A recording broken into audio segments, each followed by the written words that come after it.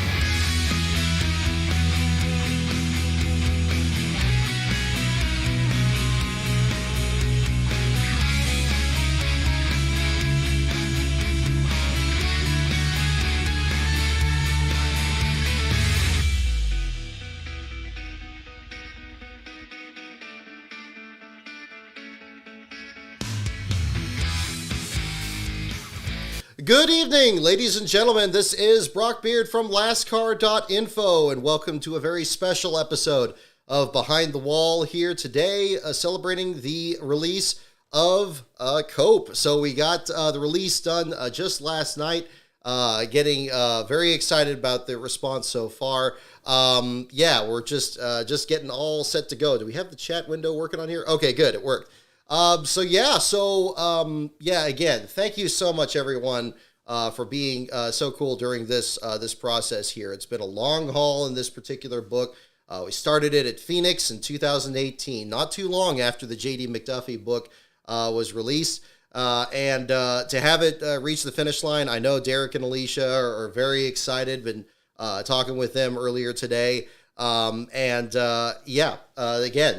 just really thank you so much, everyone, for your support on that and your support of everything that I do, whether it's the videos on the channel, the lastcar.info website. I really wanted to have a good follow-up to the J.D. McDuffie book. I didn't want to just jump into just any story.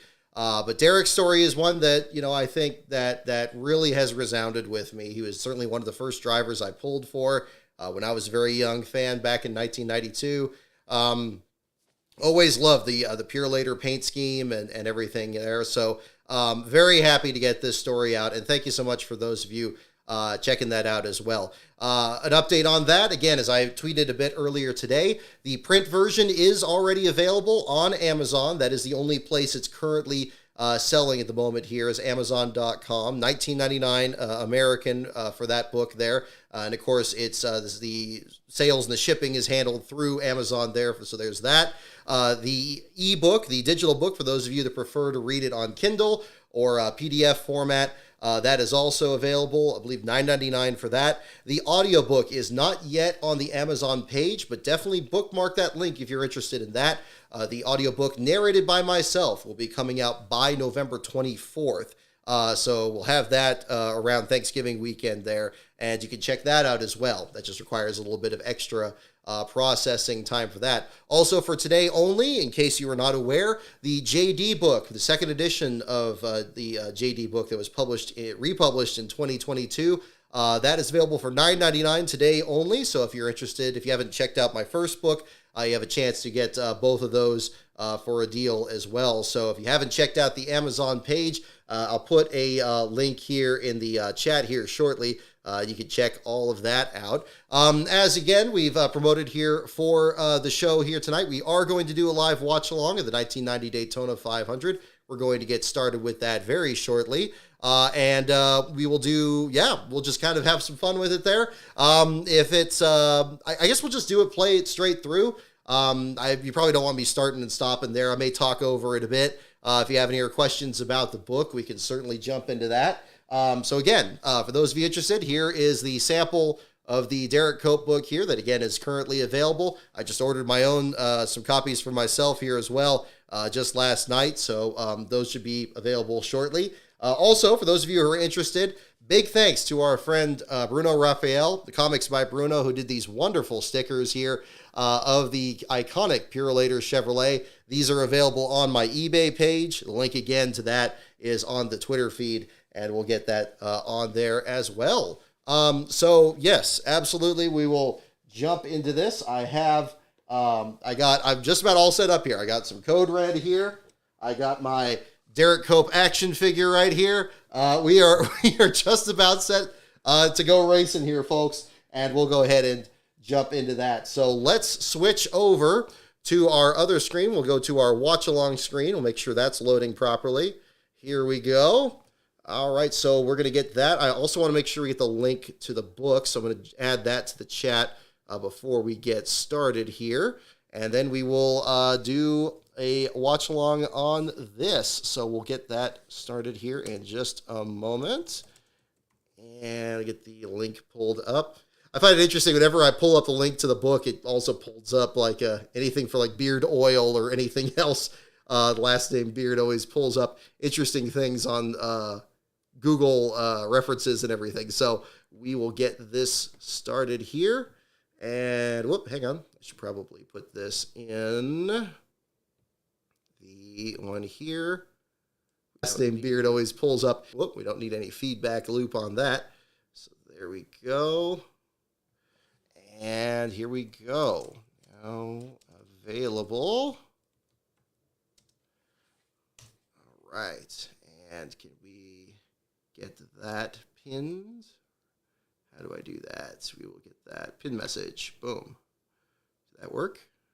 Excellent. All right. We are about ready to rock and roll here, folks. Okay. So let's make sure the audio works here. We'll make sure we got the chat working on the side. Excellent. So we'll get that going. So again, we'll just keep this really informal, folks. We'll have this. We'll pull up the NASCAR Classic stream that we have here. That running time is 2.5 hours. So definitely grab yourself a snack, and we'll watch some classic Daytona 500 action with the great Ken Squire. And again, Ken, we're pulling for you out there. I know, but I know he's in good hands here with his family. So again, we'll get started here in just a moment. And here we go.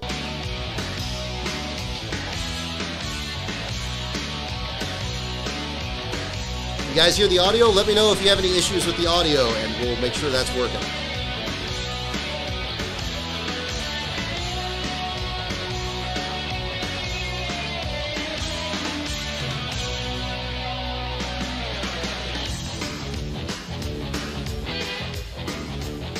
This is racing's Cathedral of Speed, the Daytona International Speedway, drying out after an all-night rain. Muggy weather, but fast times are expected.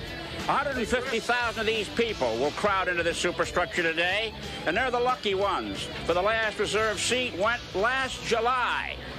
Hi, as I make my way through this crowd, it's time to say I'm Chris Economaki, getting my annual thrill after a cold, snowy, and raceless winter. Hungering for the first sound of a racing stock car.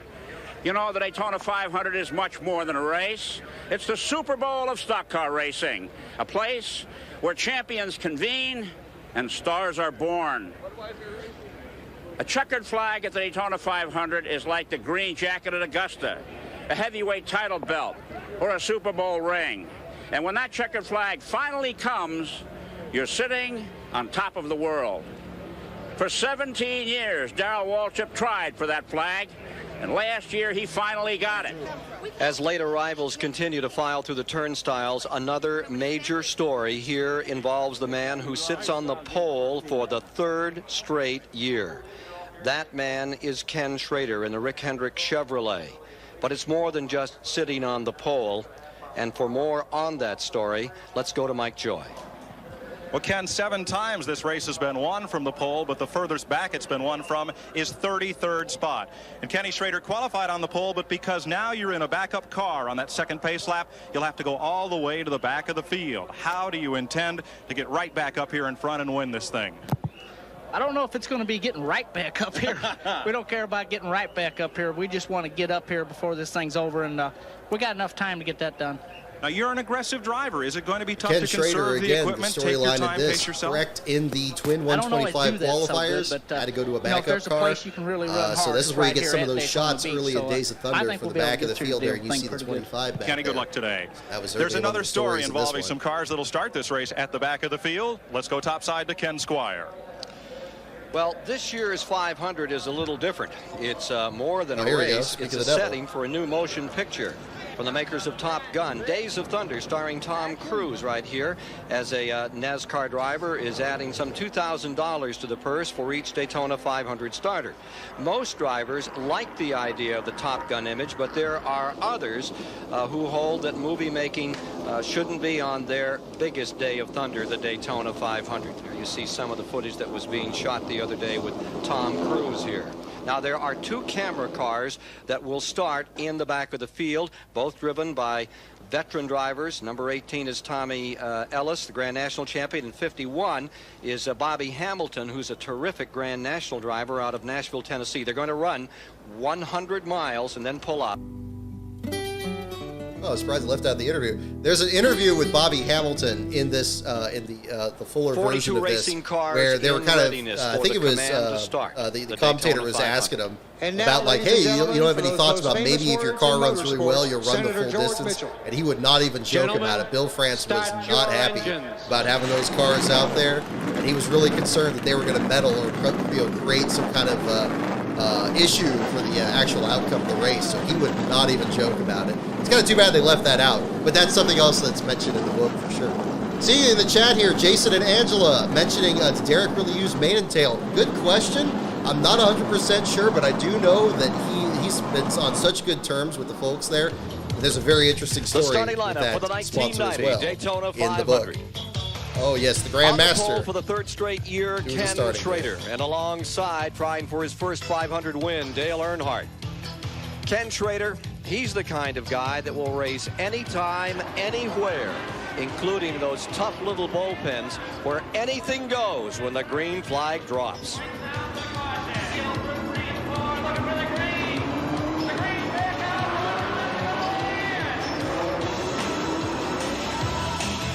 Qualifying 3rd, Jeff Bodine, the 86 winner, and 2-time champion Bill Elliott outside.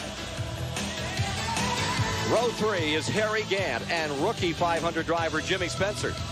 In row 4, it's Mark Martin from Arkansas and Phil Parsons. In row 5, Darrell Waltrip, defending champion, and Bobby Hillin.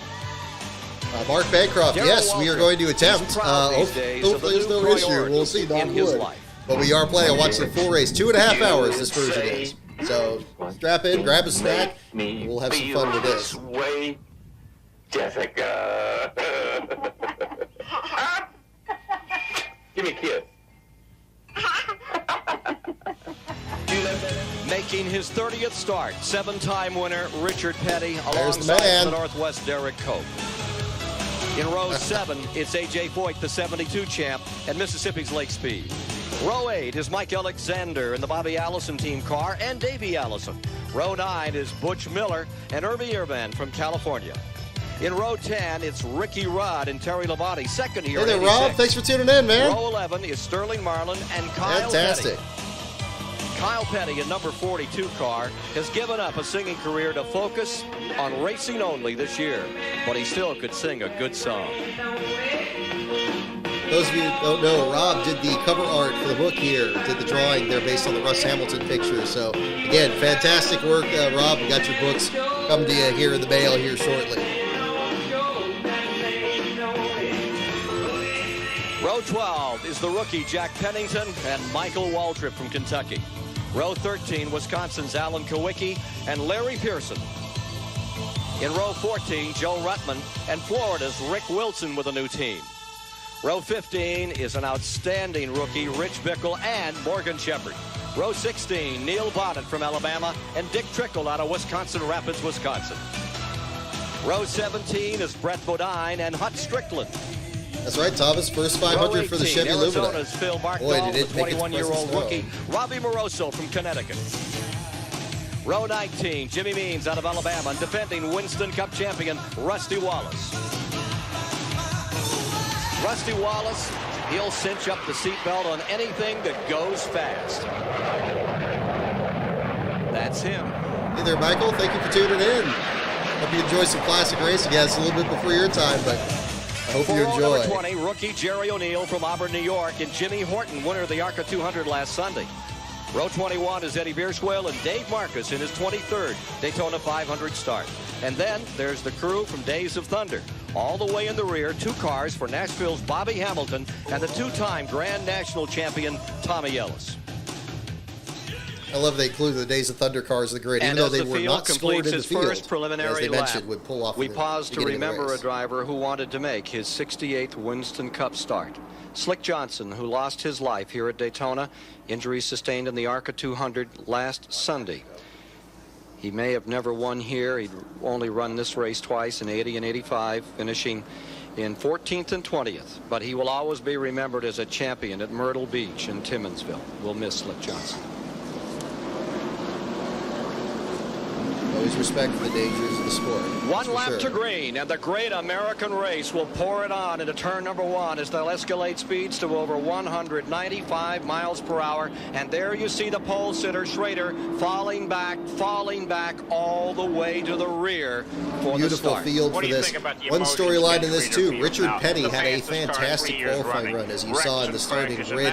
And the infield was absolutely sold out. They had to close the infield early because of how packed the track was that weekend. Again, this chronicled very much in the book. I have separate chapters on speed weeks and the 500 itself, as well as the finish. So very comprehensive description through this. So this will be a good lead-in to kind of just what everybody else saw. And you'll get the backstory there in the book itself. Hi, everybody out there watching. That's a pretty nice view up here.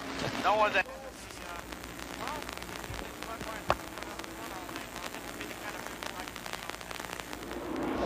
Okay, good luck to you this afternoon, Jeff. 86 winner, now driving for Junior Johnson. Mark Martin in that Roush Ford, serious contender. He's been here 5 previous times, in trouble finishing. He's ready to go. With that Arkansas handle on the steering wheel, you'll see that a bit later this afternoon. One of the greatest things with Ken Squire, this is the Daytona 500. It should feel big, but he really made every one of these races, just feel as big as they could possibly be. Come up through the field, the Winston Cup champion, and win the race for the first time. Settling down for a start, 32nd annual 500. As 94,000 in the grandstand rise to send them off with a Daytona ovation. Let's listen. Beautiful field.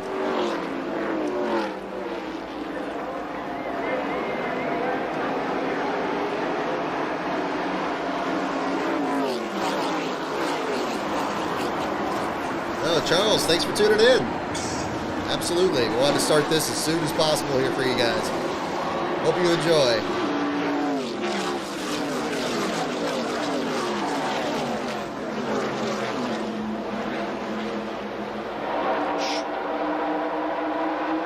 Schrader on the outside, number 25, busting through traffic. Marcus in the 71 at the bottom. Good view of some of the back markers back there with Schrader working his way through the field.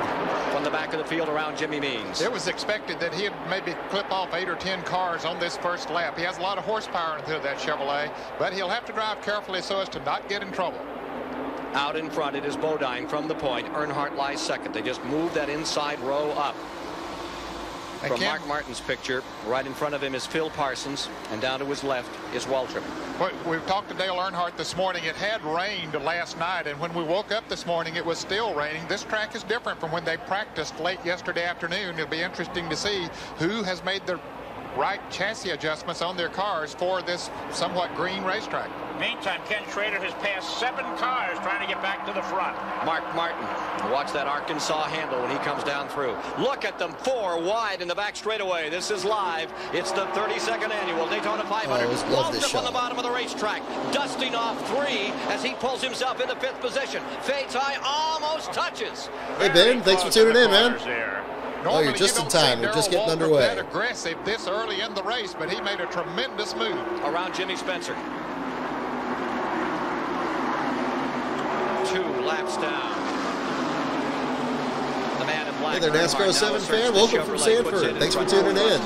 Waltrip's out of the draft there. He's down low. He wants to get in line to stay with I know, just down the street from the tune-up shop. Well, thank you so much for tuning in. If you haven't had a chance to check out the JD book, I have it on sale today, too. If you're interested in that, if you haven't had a chance to read it. Can run faster than one car running by itself. And in Waltrip's case, where he's down on the inside, he doesn't have anyone in front of him.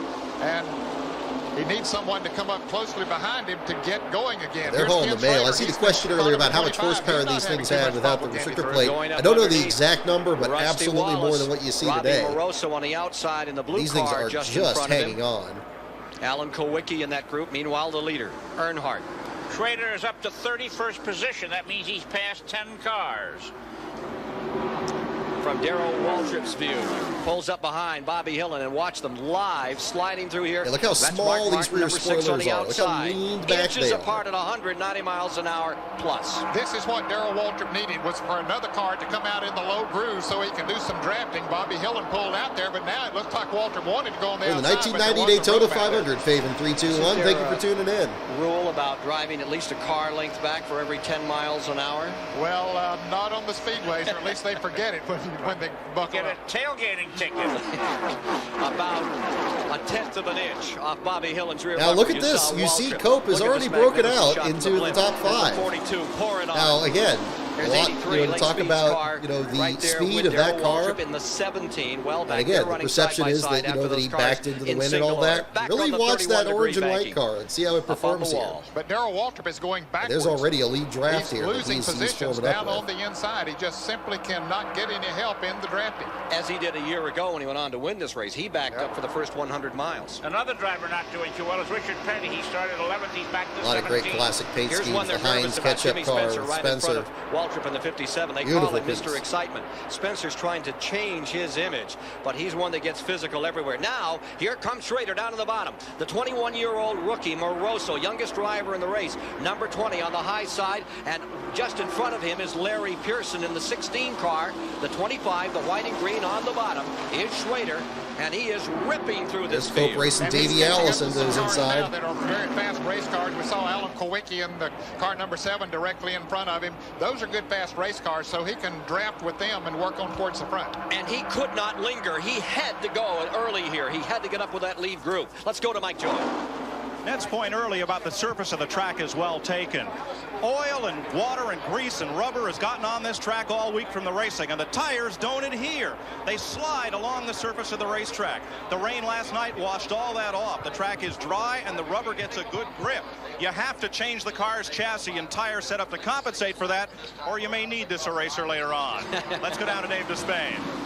Despite the rain last night, Mike, most of the top teams. Thank you, Patrick. Appreciate it. I'm glad you enjoyed the videos. And thank you for tuning in tonight. We'll do a little bit of a conversation after the race here tonight. Talk a little bit about the video just posted this week. Any other questions about the book? And then we'll have that after the show. So stay tuned afterwards. We'll have a little more conversation here afterwards. But I will absolutely answer questions during the broadcast here as well. With the dynamometer running wide open, came back down here. They blew 2 engines yesterday and had to change in an early morning thrash at 5 o'clock today. Let's get back to the action topside with Ken Squire. Here they are. Side by side, that's Ricky Rudd in the yellow and white car. Cope getting pretty close to the wall off the corner and the there. car that I'm really interested in now is Davey Allison, who's come from 16th up to what, Chris? 5th? He's up to 6th place. Now he's just taken another. He's into 5th. There he is. Derek Cope has come from 12th up to run with him there in the 5th place. Oh, starting to mention him here. Tremendous racer out of Spanaway, Washington. Here you see him, the red and white number 10, right behind the black car of Davey Allison. That Ford is humming. But it is a Chevrolet that leads the assemblage going down that long back straightaway and over 194, 95 in there, Ned? Yes, in fact, they're turning laps now in the low 190-mile-an-hour bracket, so they Patrick, are yes, I am going to be doing more 197 2001 right. NASCAR videos. I have the script recorded already for episode 7. So I'm planning on getting the visuals together. Now that we get the book released and the season wrapped up, I'll definitely have more time to get that done.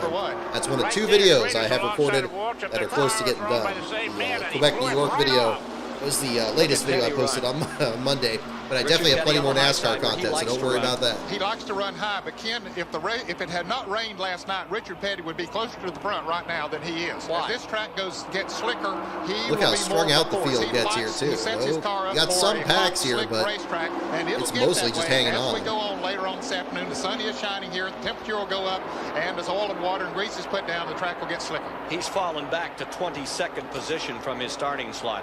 Dale Earnhardt leads in his Chevrolet, and 3 Fords follow. Jeff Bodine, Bill Elliott, and Mark Martin. Davey Allison in 5th, Derek Cope 6th, Bobby Hill in 7th, Ricky Rudd is 8th. It is Jimmy Means in 9th, and Phil Parsons runs 10th in the Great American Race.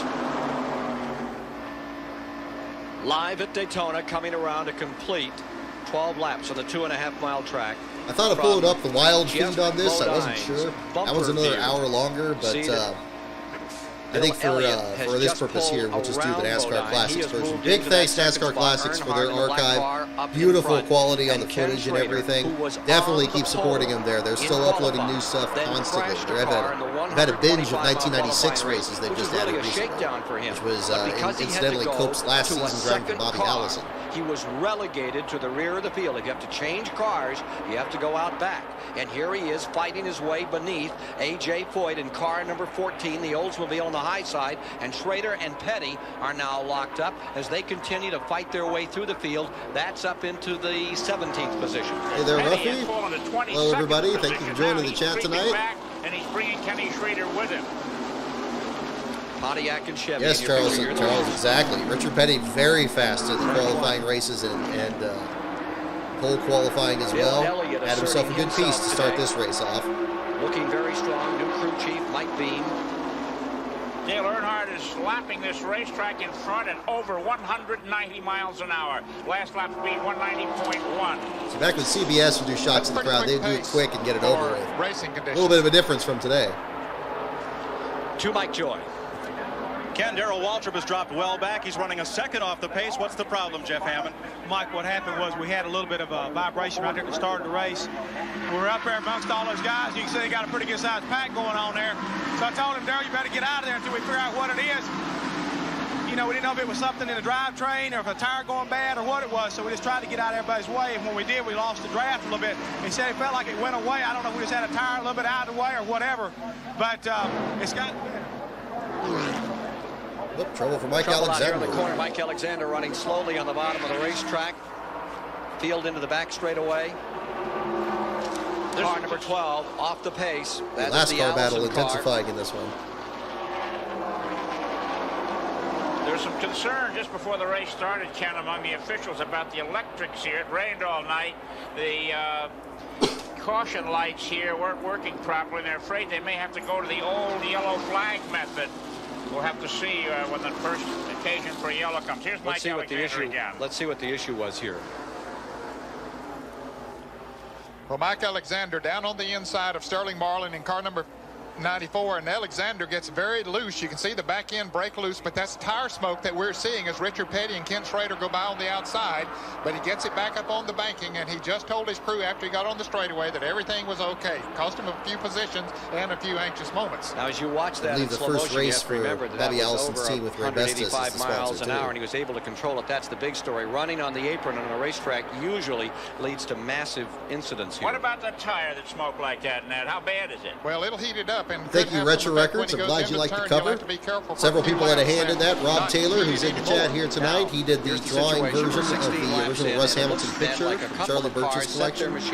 Ryan Daly did the graphics and text effects there on there. Ryan Daly, the graphic designer for Starcom Racing, putting the one behind all those distinctive paint schemes Diana Castle, Inhofe, and others drove during that team's existence, 2017 to 2021. I think Richard Petty would be one of them, that their car would be too tight, but as the tires heat up, then it'll come back in his favor. And here comes Schrader beneath Richard Petty. Ken Schrader in car number 25 is now taking This over was the last 13th year as of they the slice pit their way road through the speed field. limit, On the Patrick. 31-degree Next east year, end of they the actually speed still line. did not have a pit Meanwhile, road up speed in front, limit in what a battle is beginning to 1991, develop and then among they those phased it leaders. in The during fight the for 91 first place season. has This is the Earnhardt, second to last Elliott, 500 Bodine, that did Martin, not have all mixing it up. a pit road speed limit this one. So you will see cars absolutely sail it down pit road here, and it's very much as dangerous as it sounds.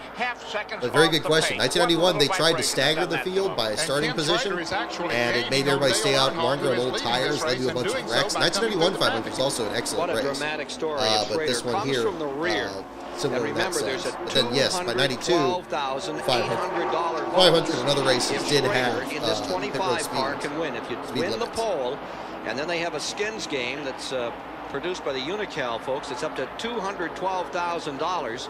Only one man won it last year. That was Rusty Wallace in the second race of the year at Rockingham. So that's been accumulating. And into this year, that's the sum total now for which Get real intense. A shot of Richard Childress there. You can see in the reflection of his glasses the Whitcomb Racing crew into this race.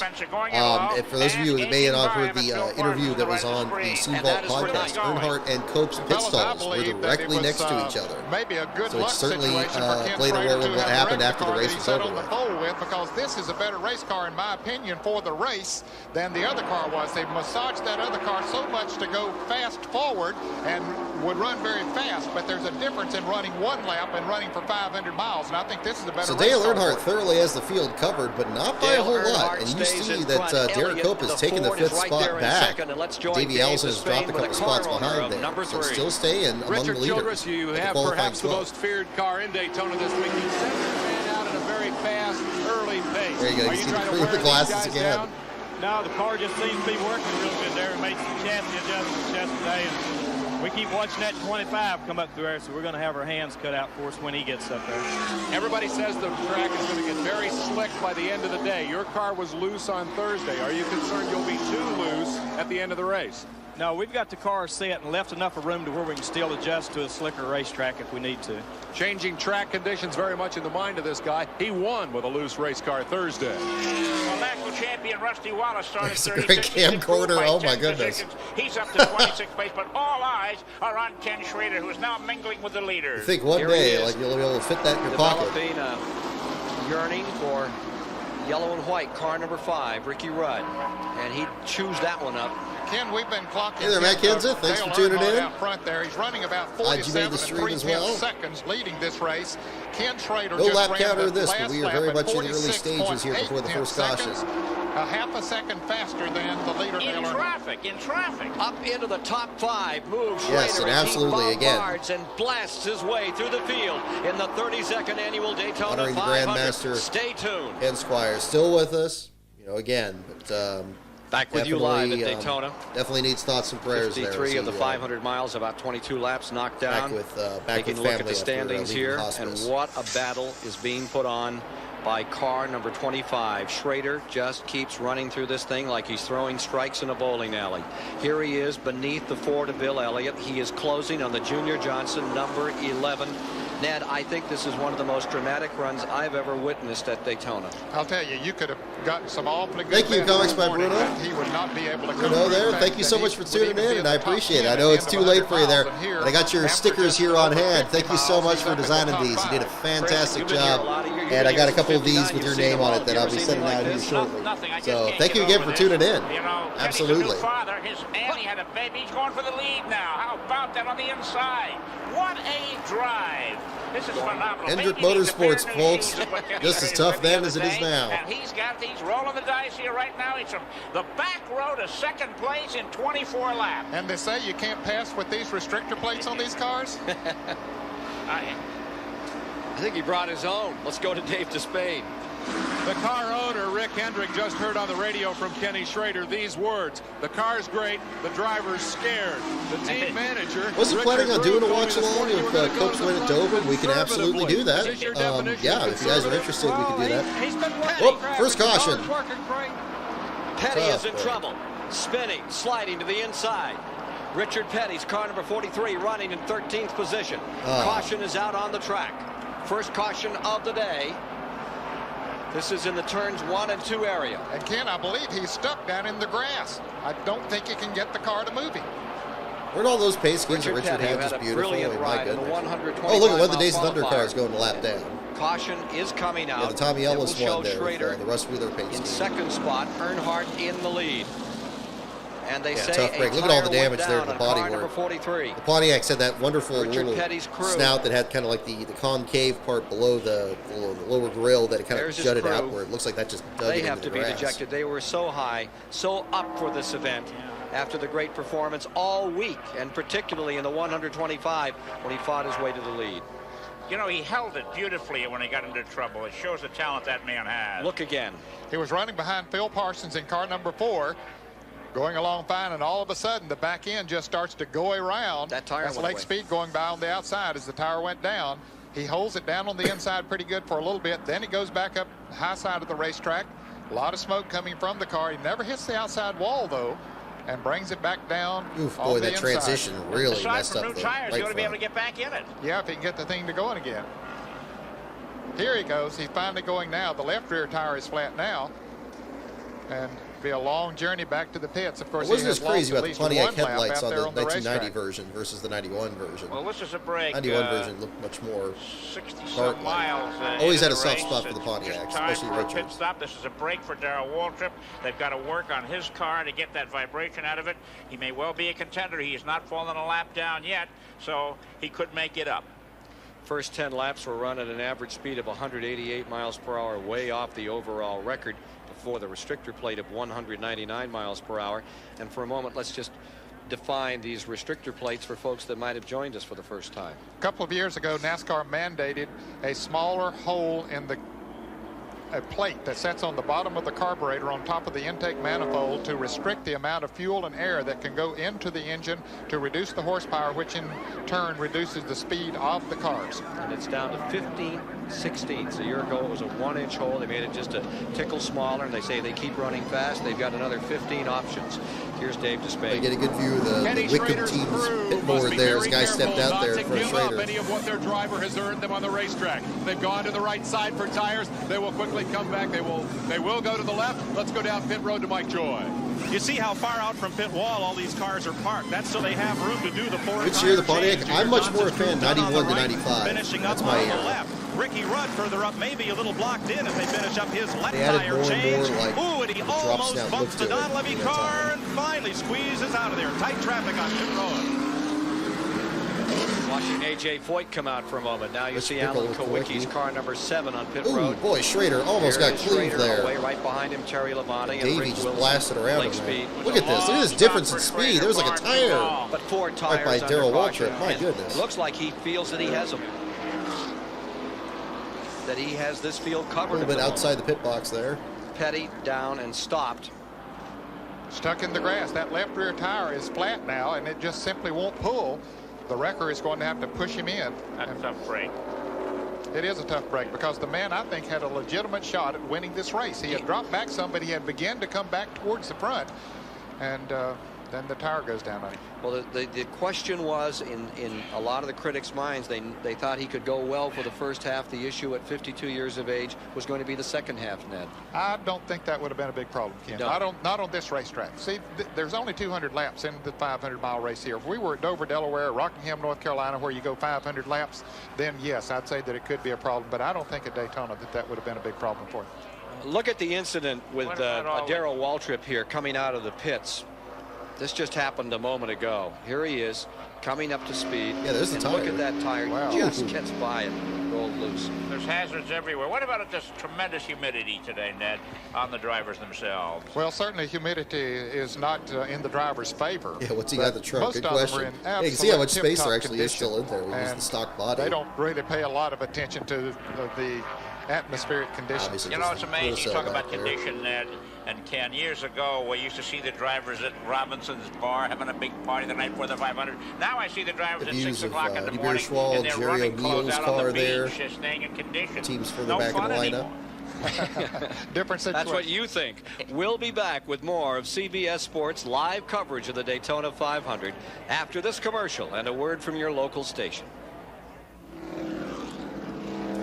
Here at the Daytona International Good way to put it, Speedway, Bruno. Yeah, pit boxes were much more of a after this suggestion. caution Yeah, period. definitely not the Spencer same now league as what we appropriates see first, today. Earnhardt second, the Elliott yeah, more Ford into toolboxes, third, Sterling basically. Marlin, Neil Vaughn, And then Bobby the awnings Hillin you'll see there, rounded that's out just those part of the men track. up in front. Those We are have just actual 40 covers cars they in the had to lead install lap those. as we have completed even the infrastructure wasn't really designed for what going we for have 30 today. laps now.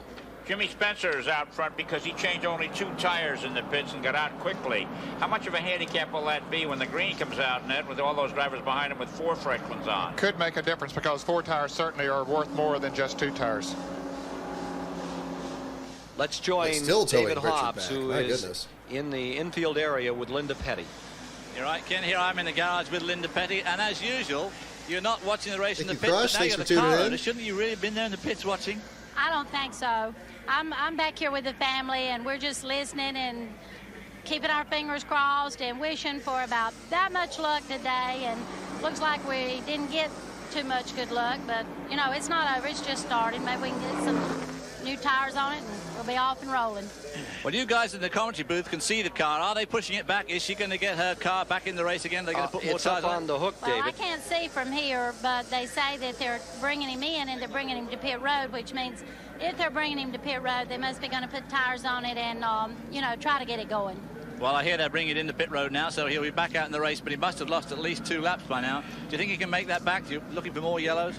In this race, anything can happen. The guys that are out front right now might not be there at the end, and the guys that are behind might be up front.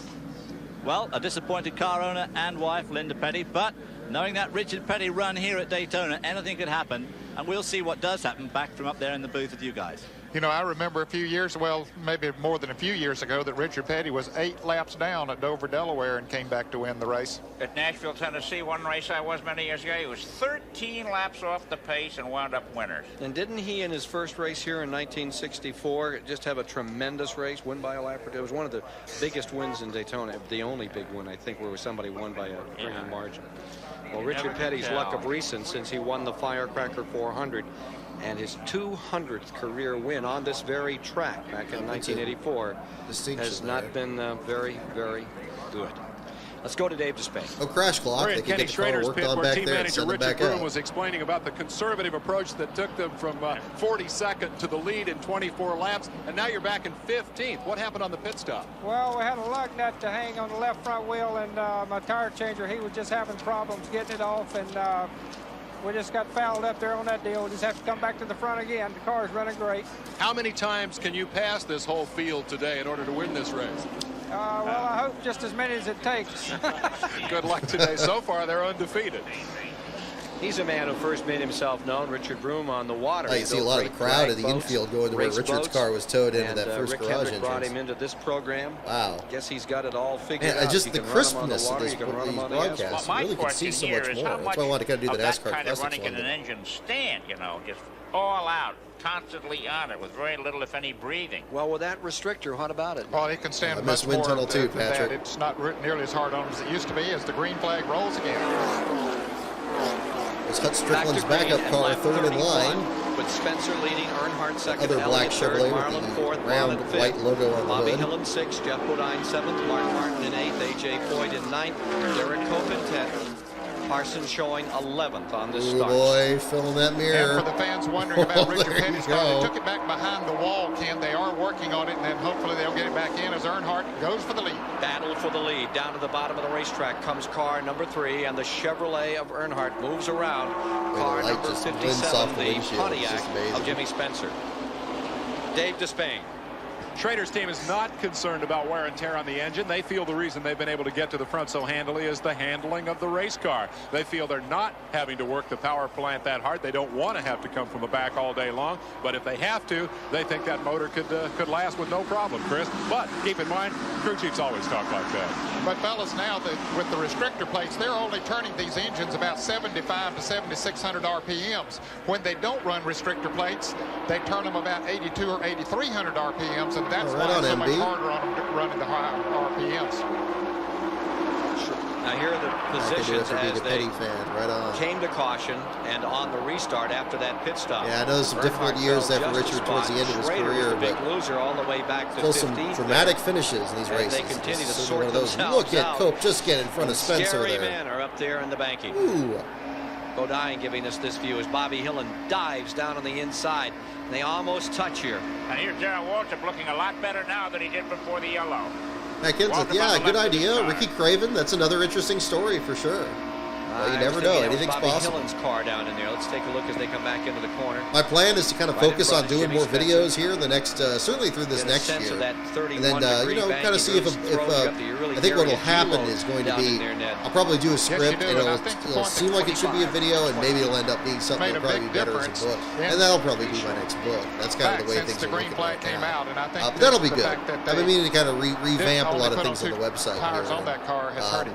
We're going to retool last car as well. I got to change domain providers last week, so we're going to work on that. So it's going to be a busy off season here over at Last Car headquarters, but it's going to be very exciting. Oh, look at this view. Jeff Bodine at the controls. Look at that. You see Schrader right through the window. That's such a great shot. Junior Johnson car. Wow. Schrader right there beside him. Wow. Looks so Schrader's car doesn't seem to be as superior since the pit stop as it did before the pit stop. Well, he's come back to 8th, 15th. Yeah, the book includes the full account of this race, both the Speed Weeks, the 500 itself, the finish, how Derek celebrated after the race. We talk about the car itself. There's a lot in there, but it's not the entire story. That's only about halfway through the book. So if you're very much interested in, again, the pinned link there will have the Amazon link. And again, half off deal today on the J.D. McDuffie book if you haven't read that. So you can pick up both if you're interested. On Amazon. Here's the 25 car audiobook coming soon, November 24th. Green and white cars mixed up there. Here's Petty's car being worked on back in the garage area. There we go. I always think the work in the garage is fascinating. Of course, with all that mud and grass under there, they have a little bit more to do to it than just put 4 tires on it. They got to check everything out to be sure that everything is safe. Earnhardt first, Elliott second. Look at Derek just staying there right with Mark Martin and Sterling Marlin there. Amazing they've run this far with 40 cars still in the lead lap. Here's the number 11 car down to the bottom. And sneak his way up through comes the Jeff Bodine machine. See if we can find out what's going on with Richard Petty's car. Phil Parsons slowing down pretty dramatically out there. Looked like he might be coming in. Let's go to David Hobbs. Well, Ken, the big problem with Richard Petty's car is that when all 4 tires went down, it dropped onto the exhaust pipe. And they're having a heck of a job trying to straighten that out. They keep jamming rods down it and opening it up, but it's very, very flat under the car, and they had a tremendous job getting the jack under it. That's all 4 tires changed. They've done a few bits and pieces. The bodywork generally is very good, but underneath, this car has taken a bit of a pounding on the pavement. Out on the track, leader Dale Earnhardt is coming up on the movie cars, and there we go. He's in the film Days of Thunder. There we go. They pitted for a while. They were in for several laps and came back out. Well, you hope to get their pictures in a hurry because he went by them pretty quickly. If there was ever going to be another NASCAR movie of this caliber, this is what you got to do. You got to actually go to this step and enter some cars in the field. He had a change of right side tires. He's going back Rick Hendrick was quoted, and this is in the book as well, that when coming into this race, he said, "I'm filming 2 movies this weekend, my first and my last." So if another team gets tabbed to do film cars, I guess they're doing this in Formula 1 already with the project they're working on for that. But in NASCAR, Hendrick is not going to be answering that phone call. Leader continues to be Earnhardt. Bill Elliott's been sort of quiet down here during Speed Weeks this year, but now Ken Schrader passes another car, but Elliott's car running very strong, staying right there with Earnhardt. So a lot of people feels that he will be a factor in this race, and certainly has shown so far that he has some muscle in his Ford. 2-time winner of the event, Elliott in the 9, and look at Schrader in the green and white, car number 25, continuing to slip up through here, try to run him down. To 3rd, from 15th comes Schrader. 4 new tires on the car. Mark Martin staying in there in the number 6. Sterling Marlin now 5th. Derek Cope back there in 6th. Jimmy Spencer is 7th. It's alive! Petty coming back on several Oh man, laps the nose is like, wow, they almost took the whole bottom end of that nose off there, getting them back out. Get an idea of how quick those leaders are running, and look at Schrader just close up that interval. Well, that car is strong. 190.2. Good question, Matt Kids. I hadn't thought of that. I think they just filmed the rotor spin of like a demo car of Petty's car, but they might have spliced in footage of that spin. I hadn't thought of that. That's a very good point. It seemed like he spun at about the same point of the track in the opening sequence. Schrader fighting his way all the way from dead last to take the lead. Caution, he's fallen back to 15th, fought his way in that green and white number 25 car back to 3rd. Dale Inman, crew chief for Petty, is standing by with David Hobbs. Dale, how's the car look underneath? Well, it don't seem to be that much damage. You know, they bent the spoiler and everything on the rear, bringing it in. The front air dam seems to be the big problem. We're not going to run real fast. Of course, we're a bunch of laps down. But he said he had a right rear tire going down just as he went in the corner, and it just got away from him. After such a good run on Thursday, you're pretty disappointed. After such a good run on Thursday, was it a real big disappointment to have a simple thing like that put you out? Well, we was having a good run today. Just we cut a tire down. That can't be helped. Thanks, Dale. Falling back dramatically goes Elliott. There's Cope still in the mix. Side by side with car. I mean, it looks like it's the Earnhardt and Schrader show, but right in the mix, you see that little bit of the Purelator car down there. On the inside, nobody would go with him and dropped him back. It's interesting. Darrell Waltrip is so far off the pace in this already that, I'm sure the broadcasters probably at a moment when they confused it with him, but DW is not really in contention here. We've just had a major incident down here in turn 1 involving 4 cars. Oh, it looked there like we go. Phil Parsons, number 4, got loose. The Mike Alexander number 12 has been collected. So has Alan Kowicki's car. There's your last place finisher there, Phil Parsons. And Robbie Moroso, the rookie's number 20. Before he got swapped That's his out second car this week. He had one wiped out in turn 2 when a car was losing oil in front of him in practice the other day. Well, here we can see the car number 4 of Phil Parsons already sideways. Alan Kowicki down on the inside. And Rob Moroso right in the middle. And Mike Alexander, the car coming up behind there, the red car number 12, as they spin out into the grass. A lot of damage done to the 3 cars on the left, the 20 car, the 12 car, and the 4 car. Now, Alan Kowicki doesn't seem to have too much damage to the car number 7 on the right. Really pushing the nose of Alexander's car. He got going. He's back on the way to the pits now.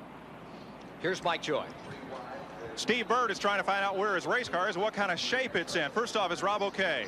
Yeah, Rob's fine. I guess, I don't know, something happened down there. Somebody wasn't driving too smart, I'll tell you that. Sorry.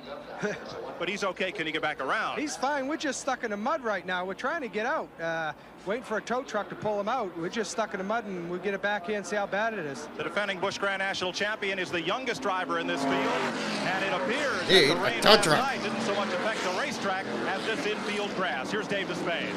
With Alan Kowicki's team crew chief Paul Reminds me of that Andrews Joey on the Logano radio clip heard so the much. words, "We got hit." I don't know how bad it is. They'll find out momentarily as Kowicki comes wheeling down pit road. The leaders are in. Dale Earnhardt is in the far end of the pit road. Also pitting Bill Elliott. Here comes Jimmy Spencer in. The 6 of Mark Martin has gotten his fuel and moved back out, and still no sign of Kowicki as it is wholesale pit stops here, and Allen may be stuck out there in traffic.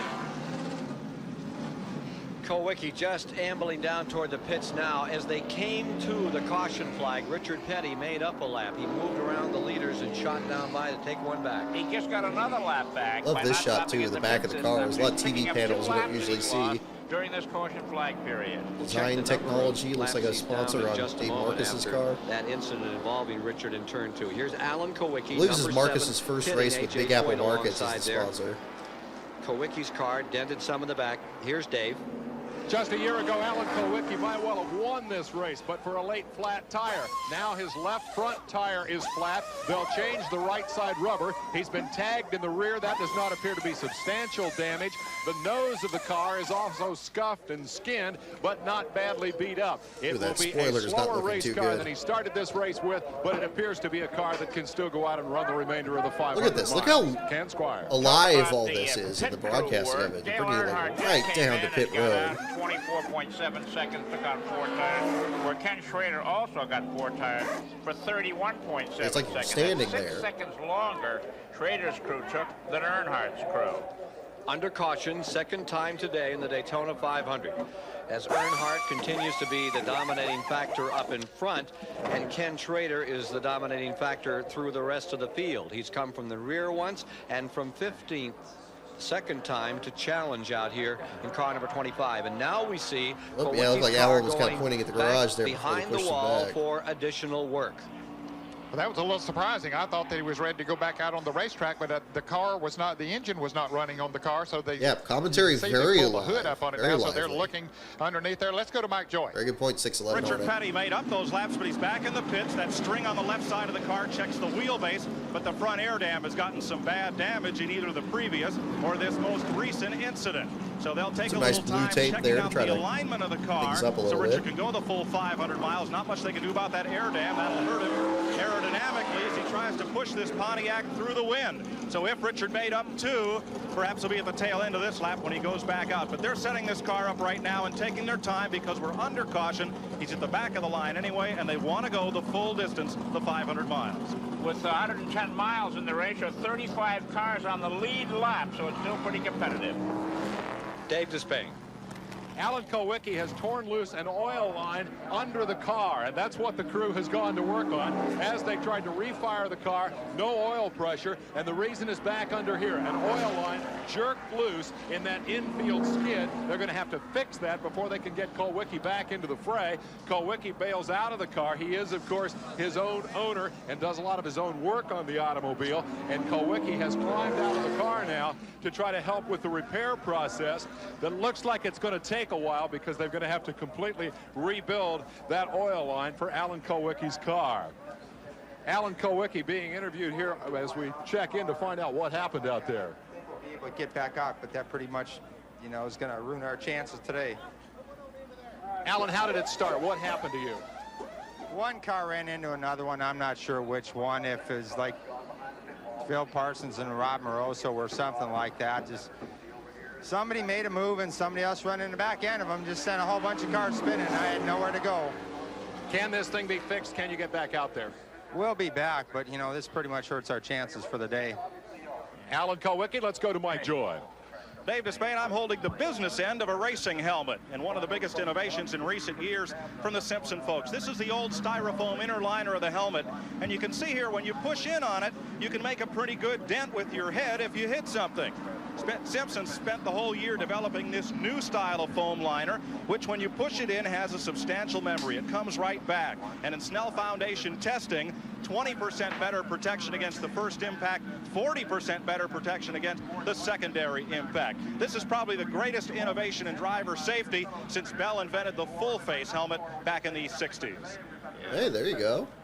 Gosh, I don't remember that segment. Davey Allison is just leaving the pits after a lengthy stay in car number 28. Yeah, and they had the hood up on the car, Ken. He was in there for quite a while. I don't know if the car's overheating or what the situation is, but Davey, back out on the track, he still is. There's always something I remember with Alan Kulwicki's interviews. I mean, this one, he was more of a crash, but it was a mechanical issue.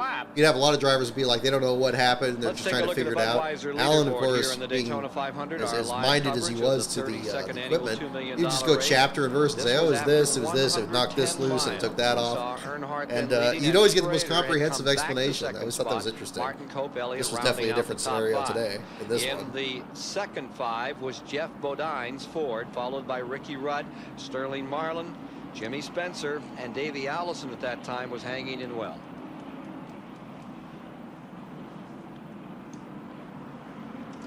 The 2 movie cars have been withdrawn as of lap 41, Tommy Ellis and Bobby Hamilton. You know, one of the drivers doing extremely well today is Jimmy Spencer. He wearing that new look. Jimmy, Mr. Excitement, has a toupee out of what he's talking about. Dave Despain, what's going on down there? Well, following up on Mike Joy's report about helmet safety, the drivers have another new addition from the Simpson Safety Equipment Company this year, and it's this protective belt, the harnesses that hold the drivers in the car. In the past, none of this apparatus was here. It's all been added. It's a buckle across the chest and a pad here. And that does 2 things. The pad protects you from impact into the sternum, and being buckled in like that keeps internal organs from moving around in case of impact. And by being strapped across this way, it keeps the belts from separating in case of impact. That allows the driver to move from side to side. Now they're strapped in tight. The less movement, the less chance of injury. can thank Neil Bonnet for that. I love these hands-on things with the equipment, like the helmets and the safety belts there. That's just fantastic. We'll be back with more of the Daytona 500 live on CBS in a moment. Under caution for the second time today, the 32nd 500. Thank you, Patrick. Thanks for tuning in. Definitely check out the book if you haven't seen it already, for sure. The team are checking the toe out. There's a mark on the left front corner of the bumper when Davey slid in for his first pit stop. That 28 car, yeah. That was great with Kyle Seeger and that throwback version. That is pretty. I'm more a fan of the classic one like Joey Gase ran a couple years ago, but this gold and black's pretty good. This caution to make adjustments and reset it. Here's David Hobbs. Well, I'm with Clyde Booth, who's Rob Morozo's team manager, and he's flailing around the car. You're going to try and get it back in the track? Well, yeah, we are right now. We've got a rear end housing bent, and we've got some pieces up in the front here that have bent, but I don't think it's that serious. We're after the Rookie of the Year, so we've got to do whatever we can do to get out there, and I think we'll... How many laps down will you let yourself go? What was that? How many laps down will you let yourself go before you gave it up? Well, you know, even if we got down 40 or 50 laps, we're going to go out and give it all we can, because it's a real long season, and, you know, all the laps count. Okay, well, good luck, Clyde, and back to Dave Despain. And we're with Richard Broom. Great quotes abound in the Kenny Schrader pit today. The latest from Schrader on the radio: we can go racing now. The first question is, what's he been doing up until now? And the second question is, Richard, what did he mean? Well, we put him four springs, 4 shocks on the car this morning, and a little bit more spoiler, just trying to get him comfortable with it. And you know, we're just trying to work our way back to the front. He's got his confidence in the car. It's got a little push in it, and now he says he can go racing. So we're going to loosen him up a little bit. I like how these old crew shirts have the team's number on the lapels. Yeah, that looks so good on camera. I think it's coming to us. I think that's real bad. See that? I saw that with Inman's Let's go to Mike Joy. Jersey there Robert for the Yates is the STP team owner for Davey Allison. Is that car back on? I guess I don't know if it's every team. Yeah, what happened? We came in the pits, rear brakes locked up on it, and it hit the pit wall. And it moved us, you know, moved it enough to move the steering wheel. And so we're just resetting the toe, and, you know, he pulled the steering wheel off and moved it one spoke. So probably just got it knocked a little bit sideways. Okay, here's a guy who's had a busy month. Their dyno blew up 3 weeks ago, put 2 feet of oil and water in their engine room, and almost burned down the whole building. They ordered new parts, did a lot of research and testing. They're ready to run and win this thing. Richard Petty making a fleet stop on pit road, just gets in there quickly, gets on the tail end of that lead lap. 35 cars still in the lead lap. Here are the standings up in front. Jack Pennington, a rookie after this caution, is in first. Mark Martin's Ford in second. Derek Cope is maintaining third. Jeff Bodine's Ford is fourth. Hey there, Lugnut. Thank you for picking up the book. I appreciate it. Lies in fifth, followed absolutely. By hope you enjoy the book. Hope you enjoy the stream tonight too. Sterling Marlin. As you can see, we're still working our way to halfway through the 500 here. Round out the top 10. This is the NASCAR Classics version. Well, a quick spin and a quick trip to the medical unit. You're okay? Thank you, Wade. What happened to the car? Yeah, definitely. The audio book, November 24th, will be up by then. And I guess the car behind us, my spotter told me that Moroso clipped me and turned me in the wall. I really hated the guys that worked all winter long to build a good car. The car was flying. We had equalized tires, so we were just going to try to get back in position, wait for another caution flag, try to get her lap back and try to win the race. But I guess it's not to be. I just like to thank Kodak and Delco Remy and this whole Morgan McClure team. They had a fine product here today, and that's a shame it's out. Well, you're completely out the race. What about Richmond next week? Got a car for that? Oh, yeah, we've got another car. We got several other cars, but it won't help us any today. Well, another guy, a very disappointed driver out of there. Super Bowl of racing, Phil Parsons. Back to you, Ken. Jack Pennington, and only his third Winston Yeah, 611 Honda. I don't know how the Yates dyno blew up there. That's a pretty crazy story. How about that? Ken, shooting for Rookie of the Year honors is a $25,000 prize at the end of the year and a $1,000 a race. A stipend if he makes Rookie of the Year honors at the end of the season. Here's the second place car. That's number 6, Mark Martin. Maintaining third, Derek Cope from Spanaway, Washington. Jack Pennington out in front, who's run a lot of dirt in Somerville, South Carolina, Augusta, Georgia, Dublin, North Carolina. The rookie. Whoop, just the door is blown off there into the turn number 3. Mark Martin. Holy cow. Derek Cope, first and second. There he is. Every driver in this field has aspirations of winning the Winston Cup Championship this year, and they want to get as many points as they possibly can. If they lead a lap in any of the races this year, they get 5 bonus points. And now Mark Martin, as he crosses the start-finish line, has picked up those 5 bonus points. Jack Pennington got them. A little while back, we saw Great Ellie shot run of up there and Cope's make car. a It's a run beautiful at Dale paint scheme. Earnhardt. He went up there and got 5 points and then dropped back. Earnhardt had started in 7th. You could see him, and from the face cam, there's the Arkansas handle on the steering wheel. Such a great shot. And you know, he dressed a little bit differently from a lot of race drivers. It looks like he puts more emphasis on his right hand as he goes into the turns. We'll watch him now as he goes. Yeah, Phil replaced Rick Wilson in 1990 there. Joe Bob Purdue. Yeah, he only got a few starts there before Irvin took over. This is, back last few starts they ran Oldsmobile too. He'd get low marks from the driving instructor in our high school. That's right. Driver training, that would be a C- at least, but it's good enough for about 190, 95 miles an hour for Mark Martin leading the Great American Race. Well, you can see him. It's so clear you can see him look at the rearview mirror. Mark Martin said when he walks out to the car, he looks like Eddie Arcaro. When he gets in, he looks like King Kong. Here he is up in front, number 6, Mark Martin. Roush Ford won one race last year. They had some bitter disappointments, including one here at Daytona, which they thought they had the race bagged, and then all of a sudden ran out of fuel with just a few moments to go. No speedometer. Well, you know, the race itself, Ken Schrader's back in 17th place, so we'll see some more passing before the next. Yeah, see, listen to all these little stories, little details you get. By the end of that's the way you should feel at the end of a broadcast. You should feel you learned a whole lot about, like, you know, the way the sport functions, who the drivers are, what's going on with them, what's going on with the teams. There's so much there, so much there. Earnhardt to 3rd. And it's still there. That hasn't changed. Using Hendrick Motorsports engines this year in his Chevrolet. And here he goes. And he's running right over the leader, number 6, Mark Martin, as they come back to the stripe. Leads for the first time.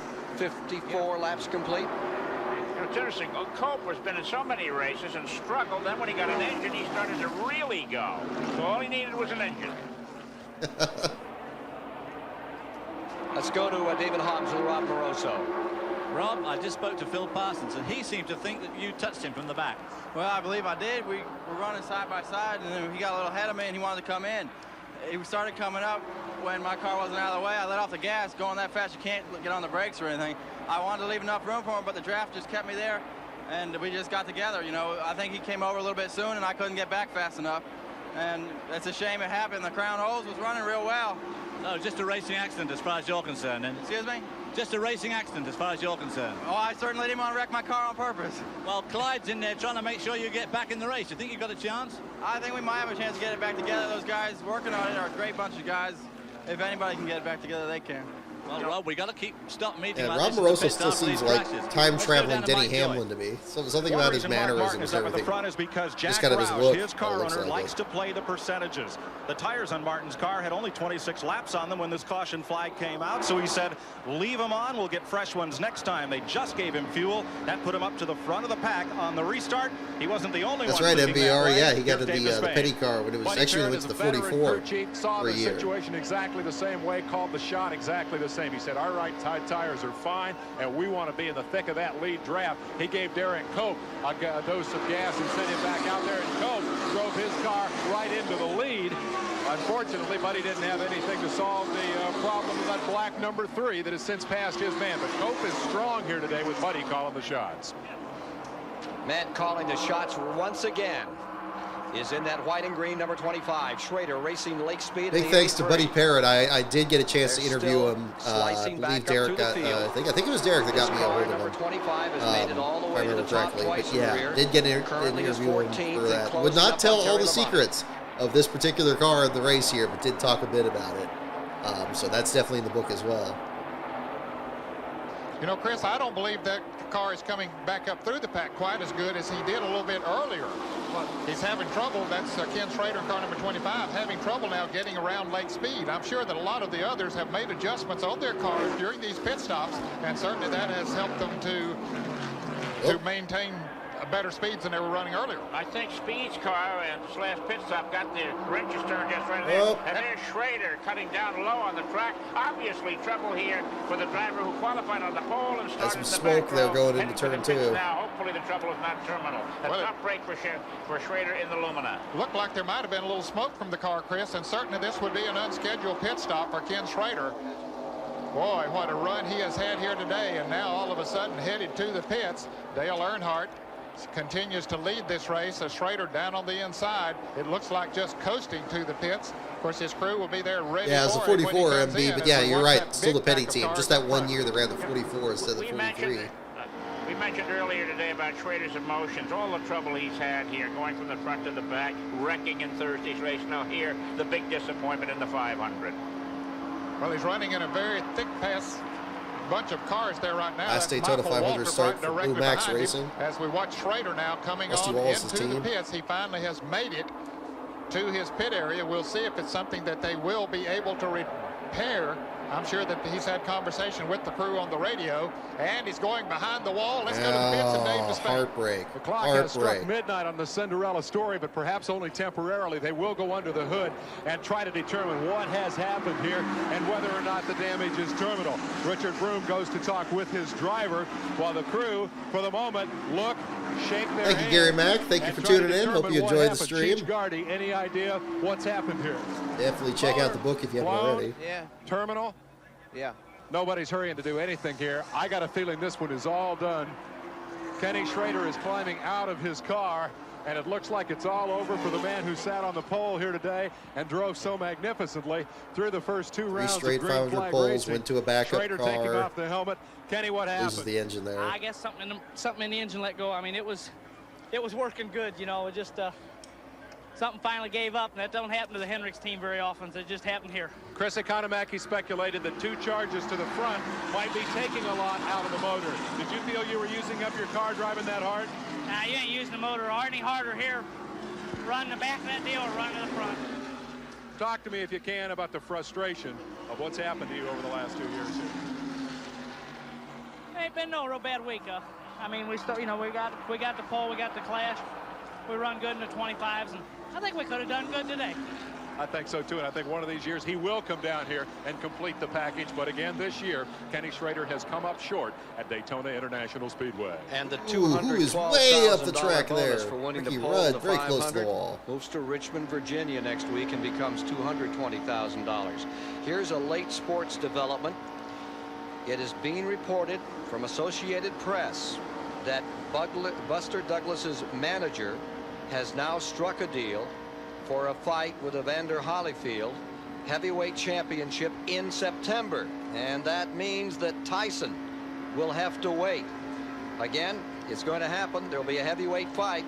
It will be Buster Douglas, the guy with a long reach, and Evander Holyfield out of Atlanta, Georgia, going in September for the heavyweight fight. We'll try to get some more information about that. That's right. This is not too long after the Tyson loss to Buster Douglas. So yeah, that ends up being kind of a bit of a story here too. Derek Cope running Really talking about running in upsets. second place there with Dale Earnhardt. Now Dale Earnhardt is no stranger to the front, but Derek Cope. Look, Cope got passed by Earnhardt on that last restart, and he is still sitting there in second place. All season long. 2 of the major factors. Richard Petty right here, in again out of the pits. Obviously not a chance to win. Kenny Schrader out of it before we get to 175 miles, and the attrition So you've is had a starting to few take its big toll. contenders already drop out of As this Ned one. Jarrett was pointing out, that is a Hendrick engine that is in that car running in second place. Here's Earnhardt's look in the last 10 years of Daytona 500-mile competition. Come close, been up that top 5 time after time, but it's always eluded him at the finish. He came the closest in '86. Looked like it was his. It was a week before And this then, race. for Okay, a thank you, thimble Troggle full of 84. fuel, he was Yeah, I traded think his that's the one in the Tokyo Dome. I don't follow boxing as much, but As they say, I'm pretty sure you're close, right. but no cigar. Alan Chilwicky's back in the race after 19 minutes and 45 seconds in the pit. He's 19 laps down, but he persists. Jeff Bodine, picture from car number 11, maintaining 4th position in the 500. And we see Mark Martin directly in front of him, a pair of Fords running together. 63 laps are complete. There has been very little interval on those front cars today, Chris. They've been bundled up from the outset. A lot of the contenders remaining in the lead lap. There's 200 laps in this race, and you say another great bumper 63 shot have been here. run. Dale Earnhardt leads. Derek Cope is second. Mark Martin third. Jeff Bodine fourth. And Rick Wilson next in line.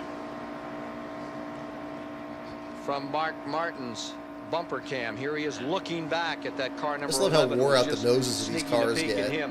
The track grind and the that speed number 11, and that Junior Johnson car. Everything. This number 11 car won the second 125-mile qualifying. And let me tell you, folks, they qualify the front row 8 days before the race, the front row only, and then they decide the rest of the field with the 125-mile qualifiers this past Thursday. And in those races, this number 11 went non-stop, not having to take on fuel.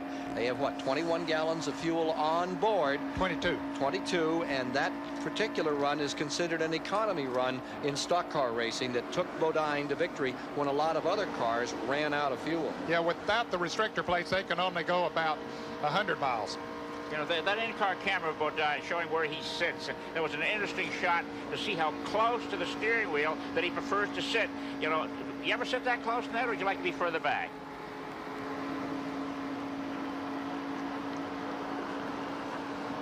You can see he's right up there. Let's look at Mark Martin now sitting in his car. See, he's way back. His arms are almost outstretched. It's a personal taste. As Ken oh my goodness! That Does he have the goggles down? That's crazy. That's got to be a tiring way to drive. He'll sleep tonight when this race is over. Phil Barkdahl just bringing his car in. Yeah. Notice Martin doesn't have his goggles on. He's driving without his goggles. Fellas, let's notice this wire here. You wonder, has he got an electronic steering wheel? No, that's to the radio, the two-way radio, and all he has to do is push a button. Up here, when he wants to talk to his crew members, he pushes that button, and of course, they can talk to him anytime they want to. Can he ask for look how much he's able to move around in the car, looking behind him both directions. Top 40 station. That's unreal. Dale Earnhardt back out front ahead of Derek Cope and Jeff Bodine third. Rick Wilson now fourth. Mark Martin fifth. Bill Elliott sixth. Now, what you're seeing already, folks, is we had that caution for the Richard Petty incident. Then we had the other one for the Kwiatkowski pile up there with Robbie Moroso and so forth. Long green flag runs, though. Again, another point I think in Cope's favor here, and being able to even be within striking distance of anybody. 69 of much less Earnhardt being as dominant. But there he is. He's a distant second, but he's still second. Behind. Approximately 10 cars in there. Here you see about the ready leader, to lap number Hut 3. Strickland's backup Going car. in second is Derek Cope. Bodine is third. Wilson fourth. Elliott fifth. Jimmy Spencer sixth. Mark Martin seventh. Ricky Rudd in the 8th position, while 9th is Terry Labonte and 10th is Michael Waltrip. Earnhardt's lead of over 1 second is the biggest lead anyone has amassed during the course of the race so far. A 1 second lead is the biggest. Can you imagine that's how close the competition has been all day here at Daytona? We've had 2 cautions thus far in the event. The story has been Earnhardt. It was the story of Ken Schrader, who fought his way all the way from the back to the lead, made a second run from 15th up toward first, then lost the engine in car number 25. He has retired from the event. Richard Petty has cut down a tire. He is back on the track, behind the scenes. Several laps down from the leaders. Here you see some of the 35mm work that's going on for the new motion picture about stock car racing down there on pit road. It's amazing how much footage was actually collected for this between the TV broadcast and the film. That train of cars, like every square inch of the track had to be filmed from somewhere. Ken, when one car can pull away, as important as drafting is here, and Earnhardt still just building his lead, pulling away from the pack. Earnhardt's now 1.5 seconds, a second and a half, and showing his hand. He's got the strong car now that Schrader is gone. Here's car number 75. Let's take a look at Rick Wilson in this race. Well, he's currently running in the 4th position, having a good run, Ken. Let's see what he's done thus far. That's for his starting position. That's He's pretty working his way right up through the field, and he loves these big tracks, 75. Talladega and Daytona. I believe when I was doing the research for this, that was originally a Pontiac car that they converted to Oldsmobile. 17, so he just got a new sponsor there. In my hotel, and then every day he's out there exercising, staying in shape. It's showing off well now, and that number 75 for Rick Wilson. Dave just like Chris running on the beach every day. Here's Dave Despain. We pit reporters should have been running on the beach to stay in shape. It's hot down here, and that means it's going to be a tough day for engines. We're in the Derek Cope pit. More on his engine story. Yes, he has a 21 race deal with Hendrick Motorsports to provide engines that come out of Randy Dorton's engine shop there. For this race, a variation on that deal. Keith Dorsey is a much less well-known engine builder, and he put together a Daytona special, and this crew liked it so much they said, let's run that motor and make a deal with Keith to run the engines when we're not running his brother Randy's power plants. And so it's a Keith Thornton engine here today. Let's go up pit road to Mike Joy. Well, Dave, Hendrick Engines does have 5 cars here at Daytona. Kenny Schrader, that's the Bingham and Revis engine, Mark Eisler, and Rick Wetzel, who has Darrell Waltrip's car, Waddell Wilson, Ricky Rudd's engine. And where's Randy Dorton, the head of this organization? He is up on the roof. He's the spotter for Darrell Waltrip. And Waltrip says he's so good at it, he can't leave Dorton back at the engine shop. He's Darrell Waltrip's eyes around the racetrack. When they talk about engines, they're all essentially the same. The Chevrolet parts are in them. However, one builder will charge $18,000, and the owner at the other end of the line will charge $23,000. And that's the price range for these engines, between $18,000 and $23,000. Even they look the same from the outside, they are different inside. Let's go now down to David Hobbs. There you go. Well, we're looking at one of those engines now, which could possibly be mortally wounded. Okay. And there's no worse feeling for a race driver than to be departed from some such race like this. At the Daytona 500 is so important to these guys. Derek Cope's team, and you can see the car being worked Buddy on. Parrott actually begged Keith Thornton for that engine. He really didn't want it. It wasn't just a matter of having an engine that they liked and then they wanted something better. It's like no, he wanted something from Keith. Kenny Schrader, and or the owner, or the crew chief. Definitely played a big role in how well that car was running. One of those things that so many drivers do not want to be involved with. Back to you guys in the booth. And we've now rolled down to, 75 laps complete here in the Daytona 500. Great race going on. And as you look at this race, that whole story about Chevrolet and Ford, we heard all those stories about how Ford was going to come out here and really do it in December. Now Chevy has come right back, just as they did a year ago. Well, we've got a Chevy leading, a Ford second, and an Oldsmobile third. So you got a good variety up there, and certainly the Chevrolet has been the dominant car up to this point, but you still got to wonder about Bill Elliott. Is he holding anything back? Mark Martin still running in there very strong in the 9th position at the moment. Elliott running up there in the 57 car, Big Bad Ben Racing? That would be Jimmy Spencer in it here. That's Strickland, I believe, ran in '89, and it was Spencer here for 1990. Live coverage of the Great American Race, the Daytona. Yeah, you recognize the number. I saw it was mentioned in the chat earlier about Norm Benning running that number. Laps complete. Dale Earnhardt dominating. Still running kind of the Heinz Ketchup font. Jack Pennington, the rookie, was leading. Certainly no coincidence with Benning being from Pennsylvania. I haven't seen Stapleton 42's video with him yet. I intend to. I know that's going to be a good one. Sterling Marlin heading up that count. He is running in 14th. Rusty Wallace is in that group. He's unhitched himself from some of those cars. Sterling Marlin's car, and it looks to me like the number 27 car of Rusty Wallace has pulled up and is leading that group at this point. Yes, he has. So he would now be running in the 14th It's on Prime Video? No, this is publicly available. This is on NASCAR Classics. This is theirs. Again, beautiful quality of the footage. Definitely give those guys a shout out. Definitely support them.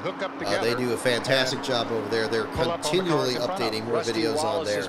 So definitely want to make sure to keep spreading the word for sure, because they do beautiful work there. Anything that keeps their name out there is restrictor plates.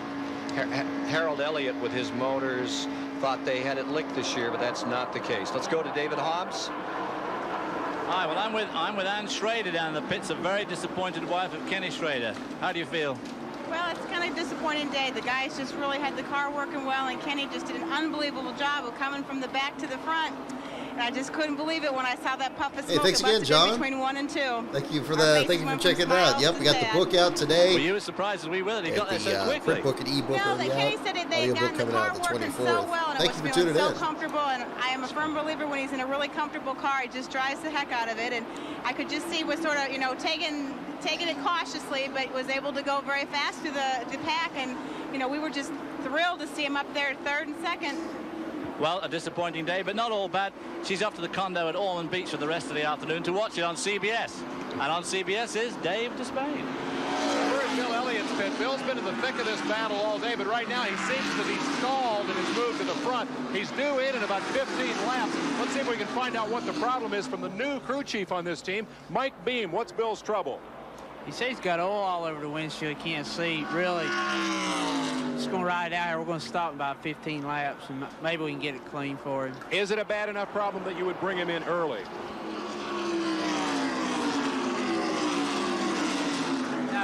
No, No, he says he can hold on, hopefully. He just keeps asking how many more laps, and we just keep telling him, just hold on for a little bit. Mike's listening on the radio to Bill Elliott. 3 laps ago, he said, I may have to come in. Come with me a minute. He said, I can't see at all. I may have to come in a little earlier. Dave, we had a little trouble finding the Raymock team. They have new sponsor, new colors, and a new car, Oldsmobile, after 4 years with Pontiac. And they have a new driver. Right now, 3rd place, running Rick Wilson. Bob Rahilly, you guys must be pleased. He's nearly won a major race here. May do it again today. Yeah, we're real pleased with the way Rick's running. We're trying to learn the Oldsmobile a little bit. We're a little loose right now, but we feel like we're going to tighten it up on the next pit stop, which comes up in about... Yeah, Douglas Lintz, yeah, I think you're right. Yeah, Neil Bonnet's last 500 start as driver. Oldsmobile for the support they've given us. Well, his last attempt, of course, he did in '94 with underneath Rick. Results of Now that. tell me, is that last year's Pontiac with new skin, or is that an all-new race car? Yes, it is. That's last year's car that we rebodied to an Oldsmobile, and as you know, it was a very competitive car last year, and it looks like it's going to do the same thing this year. Well, we'll see later in this race if Rick Wilson is wearing the Emperor's new clothes. Ken, they will have pit stops coming up, green flag pit stops, if there's not a caution in the next 6 to maybe 15 laps. And NASCAR is allowing a 6th man over the wall to service the driver and clean the windshield. That's all that extra man can do. Now, normally they only allow 5 men over the wall to service the car when he comes in for a pit stop. But today they are allowing a 6th man. In fact, they've made that rule since the race started. So I don't know what's happening, that they're getting oil all over their windshields out there, but they are allowing an extra man over the wall to clean the windshields. That's a sensible step for safety, because when a driver can't see, that's a dangerous situation on the track. And I commend NASCAR for that move. Derek Cope, second beautiful shot of Jimmy Means' car there to the inside of Rusty. His Pontiac back further in the field, currently shown in 16th Love position. these graphics. See, again, graphics don't have to be fancy. This is perfectly serviceable. On the sands of Florida's beaches. And today, it captures the gamut of emotion. It's a combination of art, science, and excitement. It's the NASCAR Weekly Racing Series. It comes to life every weekend at over 80 speedways across America. It's stock car racing at its colorful best. It's NASCAR, where legends are born. That's cool, they left that in. The view from the Goodyear Blimp Enterprise of the Winston Tower here at the Daytona Speedway. Got some shots there of some old Captain Drew Marshall and company Southwest Tour action there. That's awesome. Incredible pictures of this great racing Eric Cope still running in 4th. And we take a look at the rundown after coming up towards the halfway 200 point. miles have been completed. We're actually moving toward the halfway point. One more lap and there will be 90 laps down, 10 laps to go, 2 crossed flags in the event. 30 cars are running in the lead lap as you saw that rundown. All in the lead lap. The crowd here today, Ken, the largest... Those of you watching from home, about another hour and 10 here for this broadcast here. We'll do a little bit of a post-race show here to kind of wrap things up. Talk a little bit about... spectators' car was permitted in the infield this morning. A little bit more about the book and so forth. Checking that interval and stretching. And also discuss a couple other things there with the channel. So stay tuned afterwards if you'd like to. Derek stick Cope around from for that. Spanaway, Washington. Jeff Bodine in the Junior Johnson red number 11 Ford. Yeah, NASCAR industry. I didn't know they had that ad in there either. Thanks for tuning in too, by the way. Coming into the pits. Oh, hang on. All in the leader is on pit road just before halfway. Here's Dave. This is the first one of these I've actually sat down and watched all the way through on NASCAR Classics. I haven't really had the time to, but yeah. See, look at there's Cope's crew right next to Earnhardt's. And he's going 4 tires on the right side. There's all the media standing in Cope's crew to get shots of him.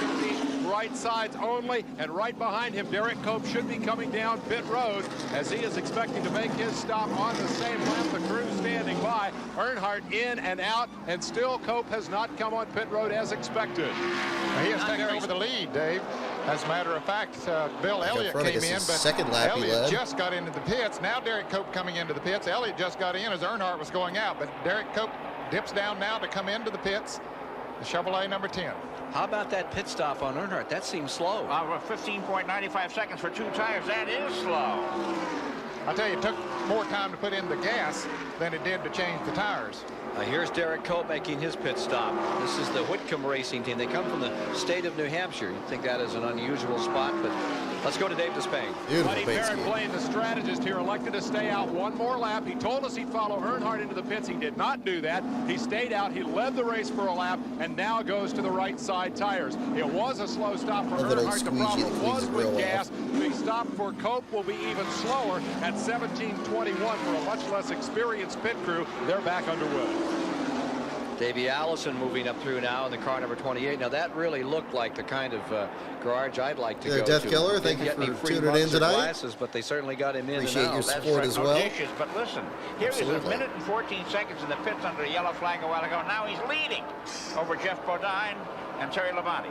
So they did get the front end fixed right. They got the toe end towed right, didn't they? 71 viewers on a Tuesday afternoon. Thank you so much, everyone, for tuning in. Right. I thought we'd have got a pretty small group here tonight. Car number 28 for Davey Allison. Remember last year, right here in the backstretch, he rolled over and kept on running. Slid into the grass. Details on the Cope book. If you want to check that out, check out the sticky post at the top of the chat list there. They should get details there on that, as well as the. No, Davey Allison is coming into the pits. Jeff Bodine as the JD book. Again, I got a sale on the JD book today as well. So if those of you who haven't had a chance to check that book out, you can pick up both for a. Now Davey Allison comes into the pits. He gives up the lead. Brett Bodine going out of the pits. It's green flag pit stop time for scheduled pit stops for everybody. Let's watch Mark Martin now as he comes in and his crew. Here's the number 6 coming in for its stop. This is how the driver sees it. You're watching it live in the 30-second 500. There we go. And that's Robin Pemberton, his crewman, changing that tire. Get that off of there. There it goes. Cam on. That's the way that he's seeing it. Let's go to Mike Joy. Right side tires only for Mark Martin. Remember, they got gas only on that last pit stop. They get a full 2 cans and send Martin out. 15 seconds. The third. That isn't bad. Takes, as Ned said, it takes a while for the gas to get in. A lot of jerky movements there. And here he is back on the track, tooling up on the track. Well, earlier this week, this is the man I had picked to win this race, Mark Martin, because of so much testing and so much determination on everyone's part from Roush Racing. Everybody comes in determined, but they just did so much work over the winter. But I got to tell you, I had a change about Thursday with Earnhardt's performance. Again, he's all the way on the backstretch and just now putting favorite driver before Ricky Rudd. I mean, certainly Derek Cope was one I pulled for. And I didn't notice the team change between Wickham Racing and then Rudd having his own team. Because they both had orange and white cars. I almost thought it was the same team. I didn't really understand the sport as well back then. The leader, the 86 champion. But yeah, that was kind of my fandom between the two of them. And then Jerry Nadeau was probably the first one I pulled for. After that, really started the earlier part of his career. That always stands out so much more in my mind, just because Shorty Edwards has the signboard out. Tim Brewer has the wrench in hand, ready to go to work on the car that went the distance to win the Derek and Rudd, race for sure, always ones that kind of stood out. Around the right side on the front, Mike Hill around the right rear tire. The Jack Man is Pete Wright. Henry Benfield back with Junior's team after some stints with other shops. Has that first gas can in the air, and it's away. Duck Betty has the catch can ready as Benfield puts in that second can. They're doing all 4 tires. Mark Cass has already loosened up the left side lug nuts. Junior Johnson looking on. Tim Brewer hammers the nuts home at the front. Mike Hill at the back. 22.5 seconds for 2 cans of gas and 4 tires. That's interesting because that belongs to the pit stop, but he's got 4 tires. Bill Elliott was 18 and 5/100 seconds, one of the slowest of the Ford pit stop. Davey Allison was the fastest of the Ford. Lucha, this is actually the first race watch-along I've done. I know there's other channels do a whole lot more of these. This one's just kind of a special deal here with the release of my second book on Derek Cope today. I want to do something a little special here because I didn't really do anything like this with the JD book. I think the watch along of that race probably would have been the greatest idea for that one. But for this one here, yeah, definitely that'd be something that would be fun to do. We'll do some more over the off season here. Hopefully, if this one goes well, we'll probably do some different races or just races that just sound interesting this off season here. That'll probably be more like some of the streams we'll do here. Now he's going to take off in first gear as we see him go out of the pits.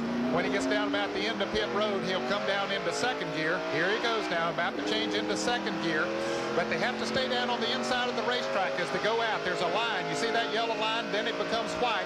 And they stay down below the line that you see right on the right side. Up real early going into turns 1 and 2.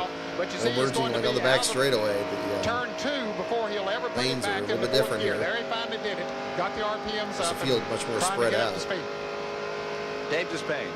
Bobby Hillin on pit road, marching to the front thanks to all these pit stops, gets his shot at service now as his crew goes to work. Reunited with Harry Hyde last year. Veteran crew chief opts for the right side tires and fuel only, and Hillin is back into the battle.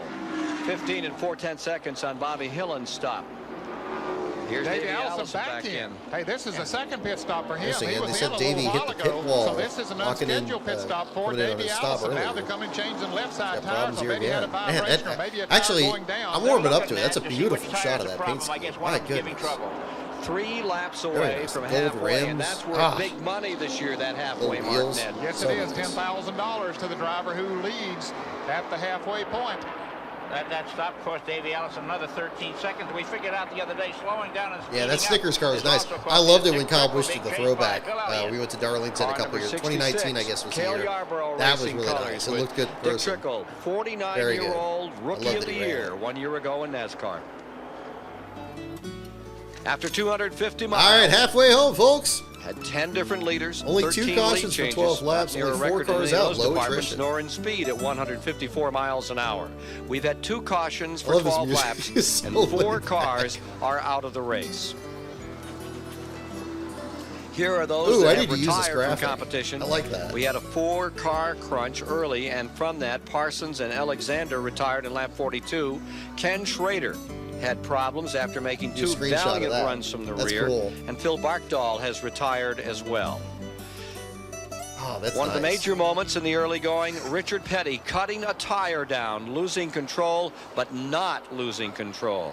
The car was out of control. He gathered it up, never got it in the wall, and he is able to continue in the event. And you notice Rob Moroso was involved in the 4-car accident a little later, and we didn't have his name up there being out of the race. He's back in the race. Like a golf graphic. Yeah, it kind of looks like car number 20. It's almost got like an old video game look to it too. The leader at the present time is car number 3, Dale Earnhardt. Yeah, game over screen. But the man who came across the line as they were dipping into the pits for fuel at the halfway point was car number 33, Harry Gant. Thank you again, everyone, for tuning in. We are past the halfway point. We got an official race. The only lap Harry Gant has led all day worth 10 grand. And Harry Gant gets a Gillette halfway bonus. I mean, in the pits. He was coming down pit road when the halfway signal was being given, but the start-finish line goes all the way across the pit road, and so he led the lap. If his pit had been before the starting stripe, he wouldn't have gotten it. That's right. Yeah. We have some weather moving in. We had a cold front come through last night that gave us a lot of rain, and heaven knows they need it down here in Florida. And from NASCAR Control, there's a look at what's moving into this area. We're better than halfway, which would make the race official in case it had to be terminated by showers. But right now, it looks like we're going to go the distance. Let's go to Mike Joy. Ken, Lake Speed was leading this race when he ran out of gas. He was trying to stretch it that extra half lap and take the halfway challenge money. He came up just short. This is one of the few teams that does not use a computer for fuel mileage. They keep all of their lap times and predict when they'll make their pit stops on paper. Here's David Hobbs.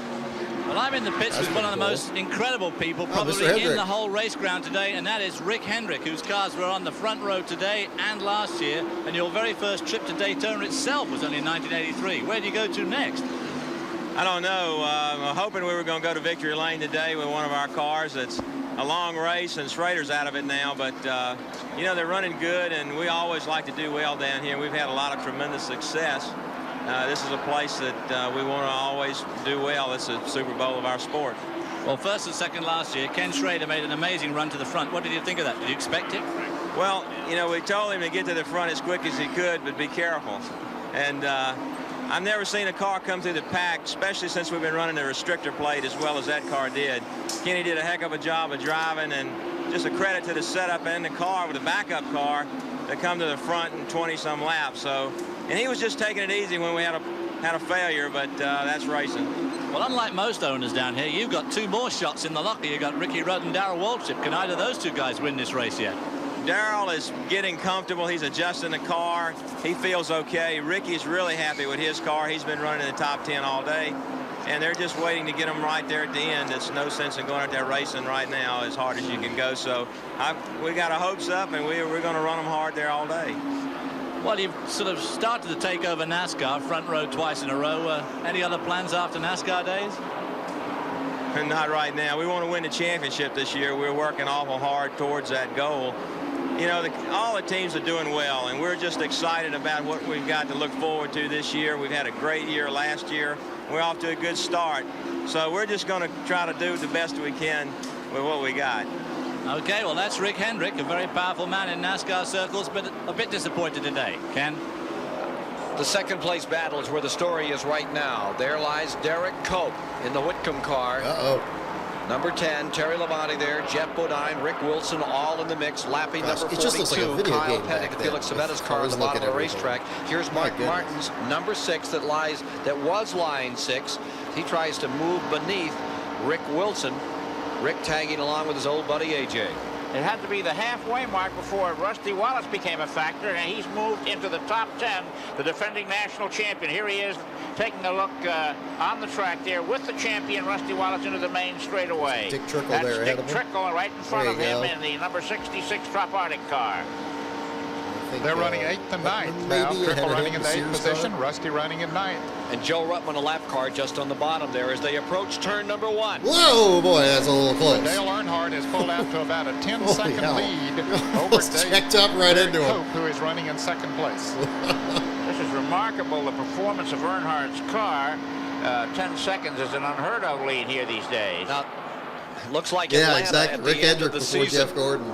Richard Petty is back on with the lineup was very different. Last year, final race, Earnhardt just ground everybody down before he won that 500. Petty came in a little bit crossways. He was about to lose it coming into the pits and didn't get into the pits quite as straight as he would like to have, but this is an unscheduled pit stop for Petty. Right side tires, maybe going around for left side too.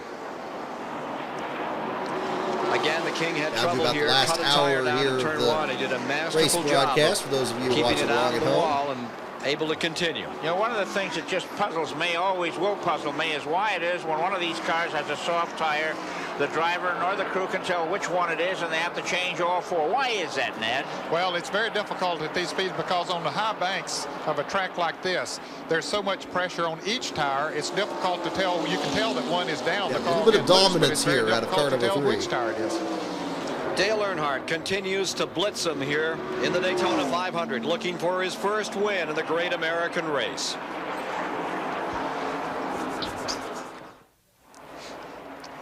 Well, here are the standings after 270 of 500 miles with Earnhardt out in front.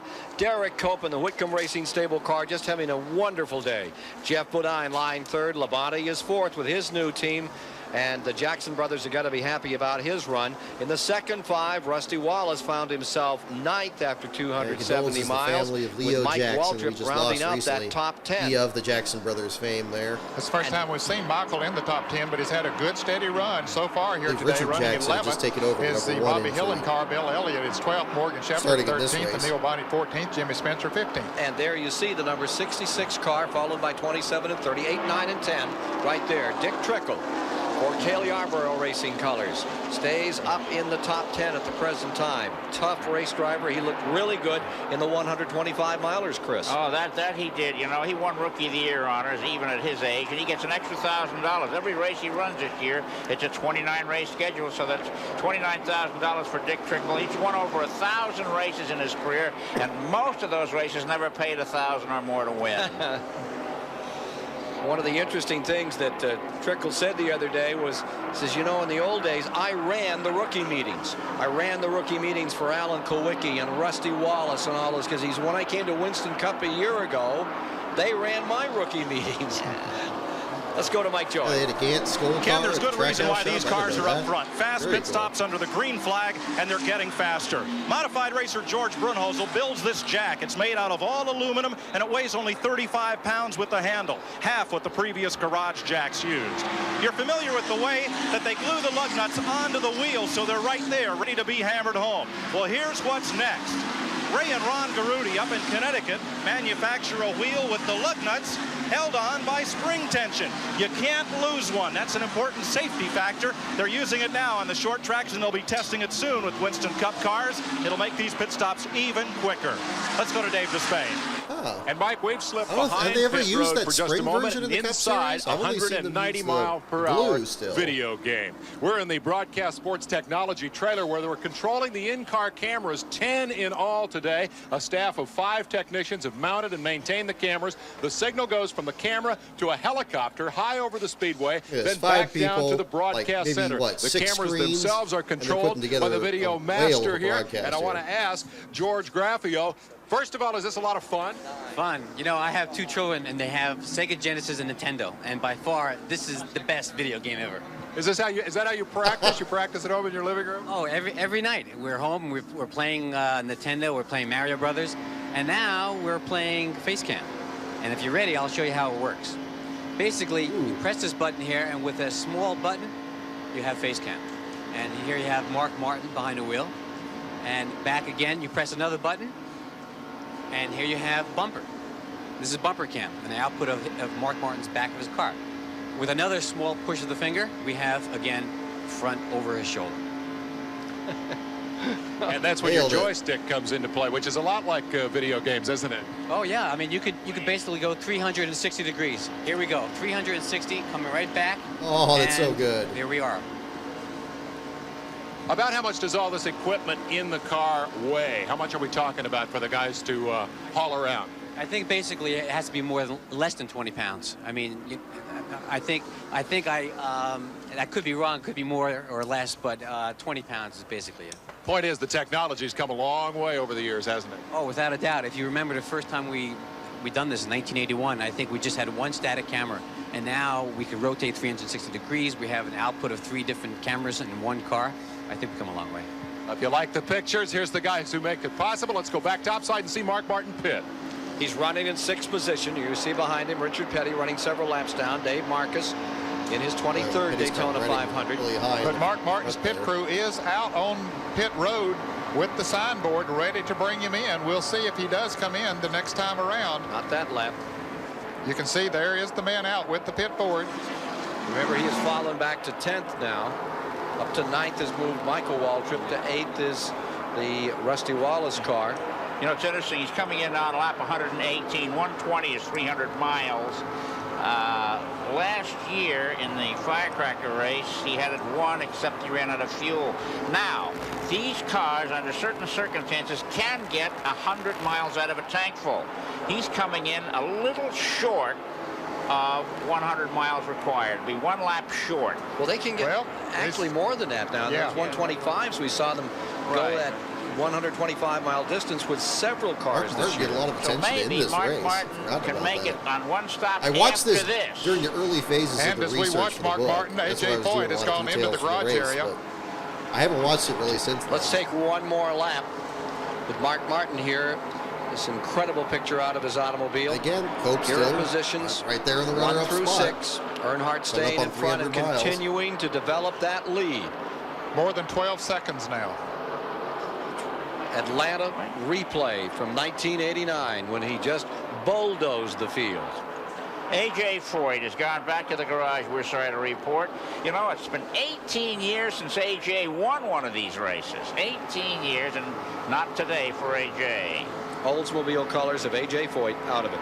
Here's pretty number unbelievable 9, Bill Elliott, story there with scooting A.J. around and Foyt. picking I don't up know the if this spot. I don't know if it's That'll from move this Martin out. broadcast. Another If he gets position. here, I'll break away. It moves Bill Elliott up to but 11. AJ actually had a Mark new Martin helmet in 12th, in this race, and we are and the currently glue showing was 21 creating cars such remaining smells in that the he actually lead felt kind lap of of this drunk. Like it was 500 like, after I we don't know if it was run like model more than glue half or the something like distance. that, but it was That's something that was amazing. making him feel kind of dizzy But we see that a lot all when that. the So he actually had to pull out of the race because when of they that. run the restrictor And I think it was plates. still listed as like I wonder if fatigue in the Mark Martin results, has I radio believe. communication And that's what with it his was. crew, It was because actually that man stayed glue out there in his on helmet. I pit guess the road liner, for it's the about outer 4 skin of laps the with the helmet board ready was to like bring Mark melting in, and he or just keeps heated up or circling the something. It was racetrack. just a problem. I wonder if they... So it's kind of interesting to tie in with the segment we saw earlier with Mike Joy showing something from the pits. Let's go to Mike Joy. Inside liner for the Mark Martin's team was out there with the pit board. That was Troy Martin with the signboard. Last time they only got those 2 tires, and they thought really they needed 4. Martin says the handle is going away. Then he thought he could ride it a while, and now they put the wrenches down for the moment, but they're ready in case he loses too much ground. They'll have to bring him in to keep from losing a lap. Now watch Mark Martin at the wheel here. Watch his eyes, how he looks up at the mirror. So many times, he constantly monitors that mirror. You can see the whites of his eyes as he looks up to see who's behind him. Now he was talking to his radio, to his crew, says, I'm coming in. He gave the signal to the car behind him, so evidently he is coming in now. Let's follow Mark Martin in car number 6. He's been a serious contender thus far, staying up in this lead lap. He may have trouble, Ken. He pitted only 28 laps ago. So he's coming in awfully early. Well, he didn't come in that time. Yeah, I thought he was giving a signal to the car behind him that he was coming in. Let's go to David Hobbs. Well, just to go on what Ned and Chris said a few minutes ago about drivers not knowing when they've got a flat tire and which one it is. Well, the thing is that these radial tires have such incredibly stiff sidewalls. I mean, they really are very, very stiff. And doing a couple of 100 miles an hour, the centrifugal force means that these tires retain their exact blown-up shape. And the only thing that happens is as soon as you hit the banking or any other corner, the tire that is loaded and is flat ultimately, of course, deflects. Now, there is a safety thing that's coming out. Bill Elliott's car has on board an infrared gauge that reads the temperature of the tire across the shoulder. This is exactly the same as those guys, the Goodyear guys, when you come into the pits, they stick the needle in and take the temperature of the tires. Well, Bill Elliott can read the temperature of his tires all the time he's going. Now, NASCAR have mandated that he can only do that for safety reasons, to tell if the tire's going down, because obviously it'll suddenly start to get hot. And in Europe, Jaguar have been using a device that tells you when the pressure is dropping in a tire. And I'm sure that these are things that we'll see introduced very soon on all race cars in the form of safety. Ken? Still waiting on Mark Martin to see if he is going to draw in here. Here's that battle that continues for second place. 8-second interval by which Earnhardt leads over the red and white for car second number there, 10, Derek Cope. Then number 11, for one way or another, in the Junior Johnson hanging Ford right in there, runs third. laps. Rick Wilson's Oldsmobile, number 75, the And yellow we've car, seen is in fourth. in 500 in history, fifth so many is drivers Ricky have Rudd's unusually good Chevrolet, runs. Maybe and they sixth shuffle in is there because Terry there's a lot of Labonte crashes. with seventh, Rusty Maybe Wallace, there's a late Mike restart Waltrip. that they can shuffle We'll back be back in there. with more of But in this CBS one here, Sports we have had live very, very coverage few of the Daytona cautions. 500. Very few drivers fall out. This and man, through this, Dale Cope Earnhardt, has may still have a been new among the title, leaders, the if not Dominator in the second Daytona place, 500. beating He all now other leads comers. by If better not than for 12 Earnhardt seconds. having an There's the exceptionally interval good car, back leading to by that flock of that cars massive of an running interval. for second, third, Yeah, fourth he would have been positions. leading all this Derek race. Cope, Jeff Bodine, Rick Wilson. Just shows you got to be there. And then you got to behind be him, in you the see the midst. number 5 car. It's That's just never Ricky over till it's Rudd. over. How That many yellow 500s machine have that we is seen running where something in the 5th changes position? Terry between Labonte's the last machine lap is or the running last in half 6th, of a just lap? behind that group, further back in the field. You see in 7th, Mike Waltrip's number 30 car. That's another reason I In definitely eighth want to is have this be Rusty kind of the Wallace, race ninth is Bobby feature Hillin, on the and day of the 10th is release Dick there. Trickle. It's just Now you see really the yellow showing car number 5 how there big in of that black how machine. big of an advantage That's he the had. car of Ricky Good of Rudd a car he had. in 5th, and that black It car was easily is the second best car in the Jackson field. I think it's Brothers hard number to 1, and they're not say. closing up Ricky Rudd and Terry Labonte on this trio that run 2, 3, and 4 in the race. Yeah, those are your second through 6th place cars. You can see Terry Labonte in the picture there just a moment ago. Now, Mark Martin did make his pit stop while we were away on the commercial break. He has gone a lap down. We're riding with Mark Martin there at the moment, but he is a lap down. He changed all 4 tires on his Ford. Or the You know, the average speed at 120 laps was 160.666 miles an hour for Earnhardt. Here's Mike Joy. Well, if there was a gas gauge in Mark Martin's car, it would read full, and a tire gauge, it would read new. Jack Roush again playing the percentages. Before they took on fuel only, then they got just 2 tires, and they found the car just wasn't working. So before they got further and further behind, they had to come in and take on 4, and that has put them down. Let's go to David Hobbs. Well, I'm with A.J. Foyt in his pit. A.J., you quit the race. What happened? Well, actually, the heat, and I had a new uniform. I had a brand new helmet, and I guess the glue that was in it just got me completely drunk. And right now, I don't think the average person can smell it 5 minutes. You want to smell it? Yeah, I can smell it okay. Otherwise, the car was running good.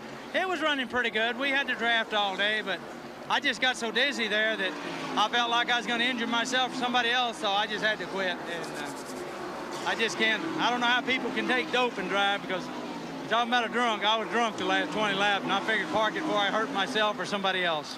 How many more times are we going to see you back here at the Daytona 500?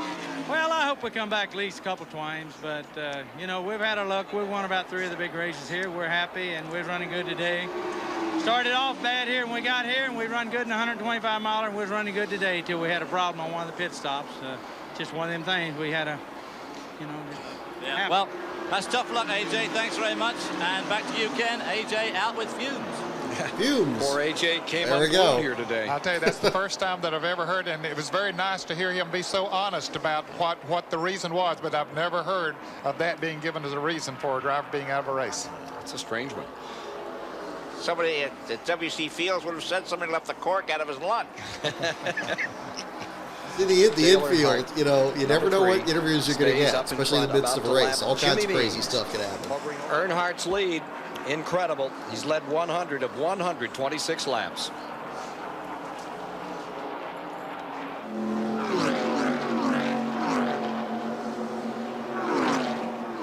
Dale Earnhardt running slowly only because he just pitted car number 3. He's just come out of the pits. He's into the back straightaway, picking up speed in that machine, and it's given Jeff Bodine the lead with Rick Wilson, Ricky Rudd, and that crowd on pit on the backstretch at the present time. Because Derek Cope made a pit stop also.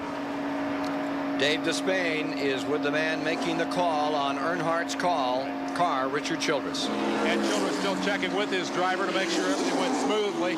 A nice pit stop. Are you happy with the way it turned out? Yeah, it looked real good and clean. You know, we wanted to do 4 tires, not take no chance, you know, to get the car back, get the stagger all back like we wanted. We had a 13-second lead, so we was able to do it. My question is, how much do you want to lead this race by? How are you determining how far out there you want to run? How hard to run the car? Well, we wanted to get about 12 seconds on them then to do a 4 tire and be real safe in case they done 2, but we want to lead the last lap. Are you going to continue to press for that big lead from here, or are you going to lay back a little? Yeah, we're going to, you know, we'll just run the same pace all day. That's our plan. That pace has been right around 48 seconds, high 47s when he was clear of traffic. It built a huge lead before the pit stop. Let's see what Childress man can do now with a fresh horse. Dale Earnhardt's pit stop, though, was 23.9 seconds for the 4 tires, while Derek Cope's stop, he got 2 tires in 15.5 seconds. The interesting thing to me is the timing of the stop. Earnhardt is going to have to make 1 more stop for fuel before this race gets a checkered flag. Wilson, Marlin, Michael Waltrip, Dick Trickle, Neil Bonnet, all making green flag stops. Jimmy Means, Lake Speed at this point. Jeff Bodine's number 11 is your leader. And number 5, Ricky Rudd, now takes over in 2nd spot. 3rd, number 1, Terry Labonte. Front 3, the 4th car would become Rusty Wallace. Remember, he started way back on this field, Chris, and he's developed himself a contender the wrong now. week to start Sniffin' Blue. Love it, George. His drive has not been the typical Wallace swashbuckling, wall-to-wall, hard-charging drive. He's been very just the way the sun glints off the doing cars. extremely That's well just up there in beautiful. 5th place The with sheet metal 150 and miles to everything. go. And he started 38th on the field. These are green flag stops. Earnhardt willing to give up that lead for that 4 tire change. This is the battle for the lead. And here's Rudd alongside Jeff Bodine and going for it. The Ford on the inside, the Chevy on the outside. And Rudd makes it look relatively easy there. Both of those drivers will have pit stops coming up here very shortly as well. You know, there's only been 2 caution flags so far. It's the fewest since 1975 when they had 3. But 3 of the first 4 Daytona 500s were run with no yellow flags. Here's number 5, Ricky Rudd, now out in front, and Rusty Wallace, who's carved his way up through the field. He's come in for fuel now. He's on pit road. This is your front 3 cars. Ricky Rudd in car number 5, Jeff Bodine in car number 11, and Terry Labonte in car number 1. Looks to me like number 5, Ricky Rudd's getting ready. He ran that car out of fuel in a 125-mile qualifier, and he's diving onto pit road. Here's Rusty Wallace pulling back on the track after he stopped for fuel and rubber. Gasket box or something? And he's already headed up in 3rd gear as he goes on to the banking now as he heads into the turn. 139 laps are complete as they make these stops of the 200 in the 500-mile race. Not covering up the camera, that's for sure. Here's Ricky Rudd in for his stop, and they're doing it a little different. Waddell Wilson's team, not right but left side tires for Rudd's car to adjust the stagger that way. They changed the right last time. They changed the tires quickly. Then they have to wait for that final bit of gas to dribble down, and then Rudd is away. And as he comes out, car number 1, Terry Labonte has just slipped under number 11. Whoa! And Terry Labonte hang on, Terry Labonte. Oh my goodness. He did a good job of bringing it back. Yeah, wow. Now that was a heck of road. These cars, I mean, I can't imagine how much more loose these would be than the current Cup car. For his pit stop, we'll watch him come in. Holy Shorty Toledo, Edwards out that there thing with was the pit gone. board. Brave souls, those that goes out there with that pit board. Yeah, I don't know what that Shorty box stays is right there for with either, him. 611. And of course, he comes I didn't around remember to seeing clean that in the earlier shots of Rusty's grill off the car while they change the right side tires and fill it up with gas. Sooner or later, you take that job, you do get upended. You become a hood ornament. Yeah, I said right side tires there too, like the car number 5 changed left side tires. Now remember the last time they changed right side, so this time they changed left side tires. Pretty good pit time, 14.5 seconds. Yet all of the contenders that are stopping now will have to stop at least one more time before this race is over. Let's take a look from inside one of the cars as we watch what happened to Terry Labonte. This is Bodine's pictures of car number 1. Side number. Labonte, as he started off at turn 4, the back end broke loose, but he did a great job of saving that car. Oh, what about the driver in Bodine's position? You're watching this happen directly in front of you. He was very, very cautious at that time as we look at it from another angle as the back end gets loose. And Bodine, I'm sure that backed off this side. Well, not much. He's coming up on him, but he sees that Terry apparently is going to get it straightened out. So he just barrels on around. Terry Labonte's number 1. The one thing you don't want to do is overcorrect. Crying shame that the Sam Mayer Tim throwback Brewer is didn't crew get chief made for at Jeff diecast. Bodine. Tim, you were in not that long ago for 4 tires, and you're right back in for left. Tim Brewer. Well, Earnhardt seems to have a slight advantage over us, as you can probably see, so we're going to have to change up a little bit. See if we can change the strategy in here and maybe get a little bit closer to him for the shootout here later on. It's one of those deals. We're going to stop and get gas, and he's going to stop and get gas, and we're going to let them 2 guys have at it, Mike. If it comes down to a drag race, can you run with him? He's awful strong. And we'll see. Back upstairs. 142 laps are complete. And it's getting down to that time. Oh, we're getting good, folks. Play the long odds in the Great American Race. Terry Labonte, car number 1, leads at this moment. Bobby Hillin is second, and Earnhardt's back to third. Here is Jimmy Spencer's car on pit road that's been running up here with the leaders. And the one car that has been leading, car number 1, is in the pits. Terry Labonte, here's Dave Despain. Leader on pit road, Roger Fortney goes to the right front. Tony Lambert to the right rear as they clean the windshield and gas the car. Labonte trying to get in and out and salvage this lead, although that's going to be very difficult to do as they will go to a 4-tire stop. Gary Brooks going to the right side of the car now to jack it up. Ronnie Akoff finishing his fueling responsibilities ahead of the tires. That is all done, and now they're just waiting to get the tires on and out the door. 25.9 the time. Let's go to Mike Joy. Mark Martin had left side tires, but that didn't improve the handling of his board enough. Now it's right side tires. They're checking things over, and Martin is waiting for a cold drink. It is hot inside the cockpit of that Ford. There it Steve is. Emile The and Robert Pemberton with oh, there you go. Working the right front, having a little extra time, getting that right front wheel secured. Now they're all set, just waiting to drop the jack, finishing up on the right rear.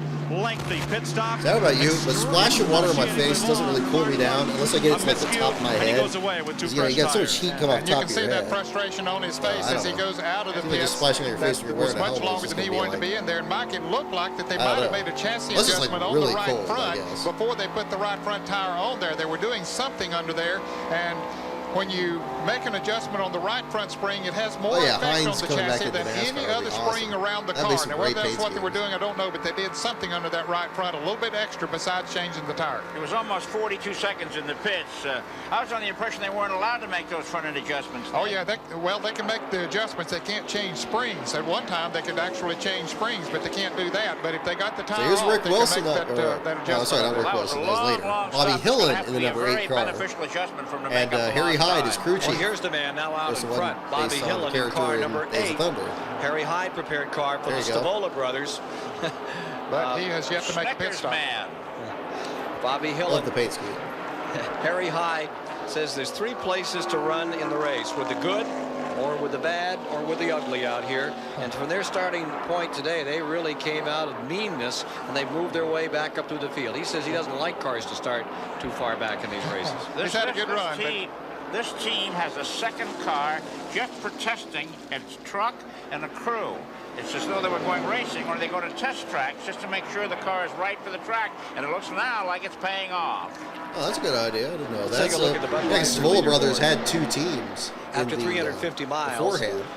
Terry Labonte was then leading with Bobby Hillen in second, Earnhardt third. There you go. We had the screen blink out here for a second. Hopefully we're still good. Take a look at that second 5. Bill Elliott still in there. We have 11 cars in the lead lap on our Budweiser scoreboard. And at that point, the 11th car was being shown as Wallace. Yeah, to have the second 5 Ricky Stavola Rudd car tail end actually positions. the other We entry now there. That's have interesting. perhaps a sleeper on our hands. Bobby Hillen may be able to make it to the checkered flag on the onboard fuel. He's the only one on the track right now that can do that. He's Dave in the pits right now. Trouble. Harry His Hyde, second the screen man was who has blinking built out there this for a team second. into a Hopefully he didn't contender, lose the waits feed with the here. Looks like signboard. it's His young still driver, playing on Bobby my Hillen, screen. comes down pit road, overshoots the pit. Hyde is known for bringing along young talent, and he gave this man his first super speedway win. As they clean the windshield, Hyde's team go to work. It's a crew that he's had around him for years, and they are going to go to the right side, then come back to change the left side tires. Again, they will outlast Subtle him. advertising, isn't it, Fueling will Charles not take as Peterson? long There you as the go. tire change, unlike a 2-tire stop. Boy, it seems really sluggish though. Oh Gives man. up the lead. The crew get the word. He's out in 25.9. Let's go to Mike Joel. Well, Robert Pemberton is here. You can see he's wearing his Dorman, our CBS pit cam. You guys aren't having your usual fun day. What happened? What'd you do on that last pit stop? Well, there's a header pipe dragging right now a little bit. It's not handling real good, and we're working on it as hard as we can. Something happened about 60 laps ago. We've been running Working? real Okay, good. good. And all of a Yeah, it's sudden, working back again on my end. So super loose. sometimes this thing Can't just do loses anything to connection fix it. here, but What adjustment it's been did you pretty good make on the tonight. right So front I'm to pleased try with to fix that. the handle? Mainly, we're looking for a problem, something that was broken. They're making the car handle as bad as it is. So far, we haven't found anything. They're perplexed here in the Mark Martin pit. The man who's perplexing everyone here is this man, the man in black, Dale Earnhardt, back in command of the Daytona 500 with 151 laps complete. All right, get to the final quarter of the race, folks. After And now let's slow 375 things a miles, little bit. Slow things 13 down. different leaders, 21 lead changes, You got and they're the averaging John Denver, 164 miles an James hour with Taylor a couple of kind of cautions music. for 12 laps. 7 cars have officially retired from the 32nd annual So laid Daytona back. 500. We're just going to relax Out of the before we get race, to the end. Oh, Bill there's Parsons out early, Mike our video game car Alexander, again. Ken Schrader, who twice came up through the field, then had his engine expire. Phil Barkdahl is gone. Young Mr. Horton, who won the ARCA race a week ago, car number 80, it's gone away. And A.J. Foyt, he had smelling salts problems out here, so reported. The glue in his helmet gave him a little trouble. Robbie Moroso has brought his car back to the garage area once again, the 21-year-old rookie. And here is the leader, car number 3, Earnhardt. And right now, Earnhardt has been following Dick Trickle for 3 laps, unable to pass. And this Trickle is running on the tail end of the lead lap on our that's latest rundown. Dream by at Nils 150 Lofgren. Right on, laps. John Cal. Car number 66, It's, Earnhardt was Cal being up. shown, Thank or you. rather Thank number you for the 66, details. Trickle was being Not aware shown of in that. 13th place. I could have on sworn the it end felt of like the a very lead John lap Denver, of James Mr. Taylor kind of Earnhardt. thing, though. I think this is a new conservatism Dale Earnhardt is showing us here. He wouldn't wait ordinarily to pass somebody, but he's sort of tiptoeing behind Dick Trickle. And was critical of Trickle in the 125-mile qualifier for using up a lot of racetracks. Of course, Trickle was leading the race at that time, and Earnhardt had made a pit stop and came up on him and was not able to get around him for quite a while because Trickle knows how to use a racetrack and is doing a good job of it right now. Step away for just a Now, also, moment, Trickle folks. put I'll on be 4 new right tires back. as Earnhardt did on their last pit stop, but Earnhardt made his pit stop about 12 laps before Trickle did, and so Trickle's tires are much fresher than Earnhardt's. Now the second place car, there it is, Whitcomb Racing Stable from New England. Derek Cope from Spanaway, Washington, the driver. And here you see the third place car, number 11, Jeff Bodine, in that Junior Johnson prepared Ford. That car for 2 straight years has won a 125-mile qualifier. Well, we said that Earnhardt would have to make one more pit stop, most of them, excepting maybe Bobby Hillen. I think he's the only one that might be able to go the distance from here. Here's the projection. His last pit stop was made on lap 134. He's averaging about 49 laps per tank of fuel, so he'll have to stop again at about lap 183. That's 17 laps short of the finish. Right now, he's got a 17-second edge on the second place car, Derek Coe. Of course, Alan Kowicki pitting right now. That fellow really enjoying this race, isn't he? Yeah. Listening on the radio. Just had his eyes closed, Ned, so he could really focus on it. Yeah, right. Kowicki not having one of his better days, not as good a day as he had here last year. Four-tire change. Involved in a spin earlier in the race. Pit stop here as well. Back out. We're showing kids falling asleep in the stands here. CBS would like I don't to know. thank You got some, Junior Johnson if only and they his do great at the race time, team, how the much Hendrick drama is building up, Motorsports even with folks, Earnhardt leading by Roush 40-plus Racing, seconds. and Raymond Beadle, Blue Max, for the assistance today with the in-car cameras in this event. Here you see that difference once again. George Tincher, how did Dale get such a commanding lead? Just a dominant car, I'll tell you. They put together a heck of a piece, and they had a long enough green flag run. I mean, it's been a very long time since we had the, what was it, the Kowicki wreck. Very low cautions. If you have a fast enough car, he can certainly break away. That was the case. Enough fuel that he can go the balance of the race. And it's a replay exactly of what we saw in Atlanta, Georgia, the last race. Yeah. Just Earnhardt dominating, running the race just about as he wants to here. More of the 500 in a moment. Hope you enjoyed the chair stream here for a little We're bit. back with you at the Daytona International Speedway. Taking All right, coming to the last 100 miles. After 398 of the 500 miles have been registered as Earnhardt continues to blast through the field, run it his way and nobody else's. Derek Cope is standing second. Jeff Bodine is in third. a lot of similarities Ricky to the Rudd is in 98 fourth. race as well. Rusty Wallace in fifth, and Rick Wilson Earnhardt is in be as sixth. dominant And this as he was, car, and he actually number did 3, win the looks as 500 bulletproof. too. Oh, look at car number 66 Maybe not again, leading by holding this big of there a margin. on this great shot from the Goodyear blimp. Trickle trying to stay in that Maybe lead we'll do a lap. 98 500 stream Earnhardt at some not taking point, any too. I don't know. chances. Now, this will be a position. Brett Bodine That's in the another green reason. car. The Kenny Bernstein car number 26 is a position for Trickle. Trickle running 13th. Bodine running in the 12th position. So he is letting Earnhardt push him up there. With them two working together has helped him to catch Brett Bodine. Despite the fact that Earnhardt has been sitting behind Dick Trickle, look at it here. He's going to get by him on the inside after all these laps. He has stretched his advantage over Derek Cope from 17 to 20 seconds. And there he's waited long, maybe 10 or 12 laps to make that pass and put Dick Trickle in car 66 one lap down. As well as Bodine going down a lap, and Trickle moves into the 12th spot. Bodine falls to 13th as we watch them coming through the tri-oval area right in front of the pit area Stephen here. Kilsdon, good Into question. turn one. Brock, are you looking to produce a Cope Now, there are video? 11 cars Not left in the offhand. lead I think lap. if I were, it would basically be when we gave a rewriting rundown, we the said there book were 11 a cars in the second lead lap, time. but that was during green I think if flag you're pit interested stop, in so my we had a account juggling of there for a little while, but now there are if 11 you'd rather cars listen in the to the lead lap. story Neil versus Bonney currently running reading it in in the the book, I 11th will have the position, so audio he's the book on last there. car The on video the lead is, I lap. mean, always Michael Waltrip possible. running 10th, Maybe Morgan if it's Shepherd running other details that What aren't makes in the this book car, this or number 3, something of that seemingly nature. bulletproof? But it would have to be like something kind of different from what's in They the have book just so been far. so great over the year. Obviously, Richard this Childress book and his doesn't have absolutely team everything in putting in it, together but a car. They don't leave any stone Oh my gosh, is unturned that a when they're mini building TV a that car guy's and looking at? preparing it That's for crazy. each individual race. They work together so well.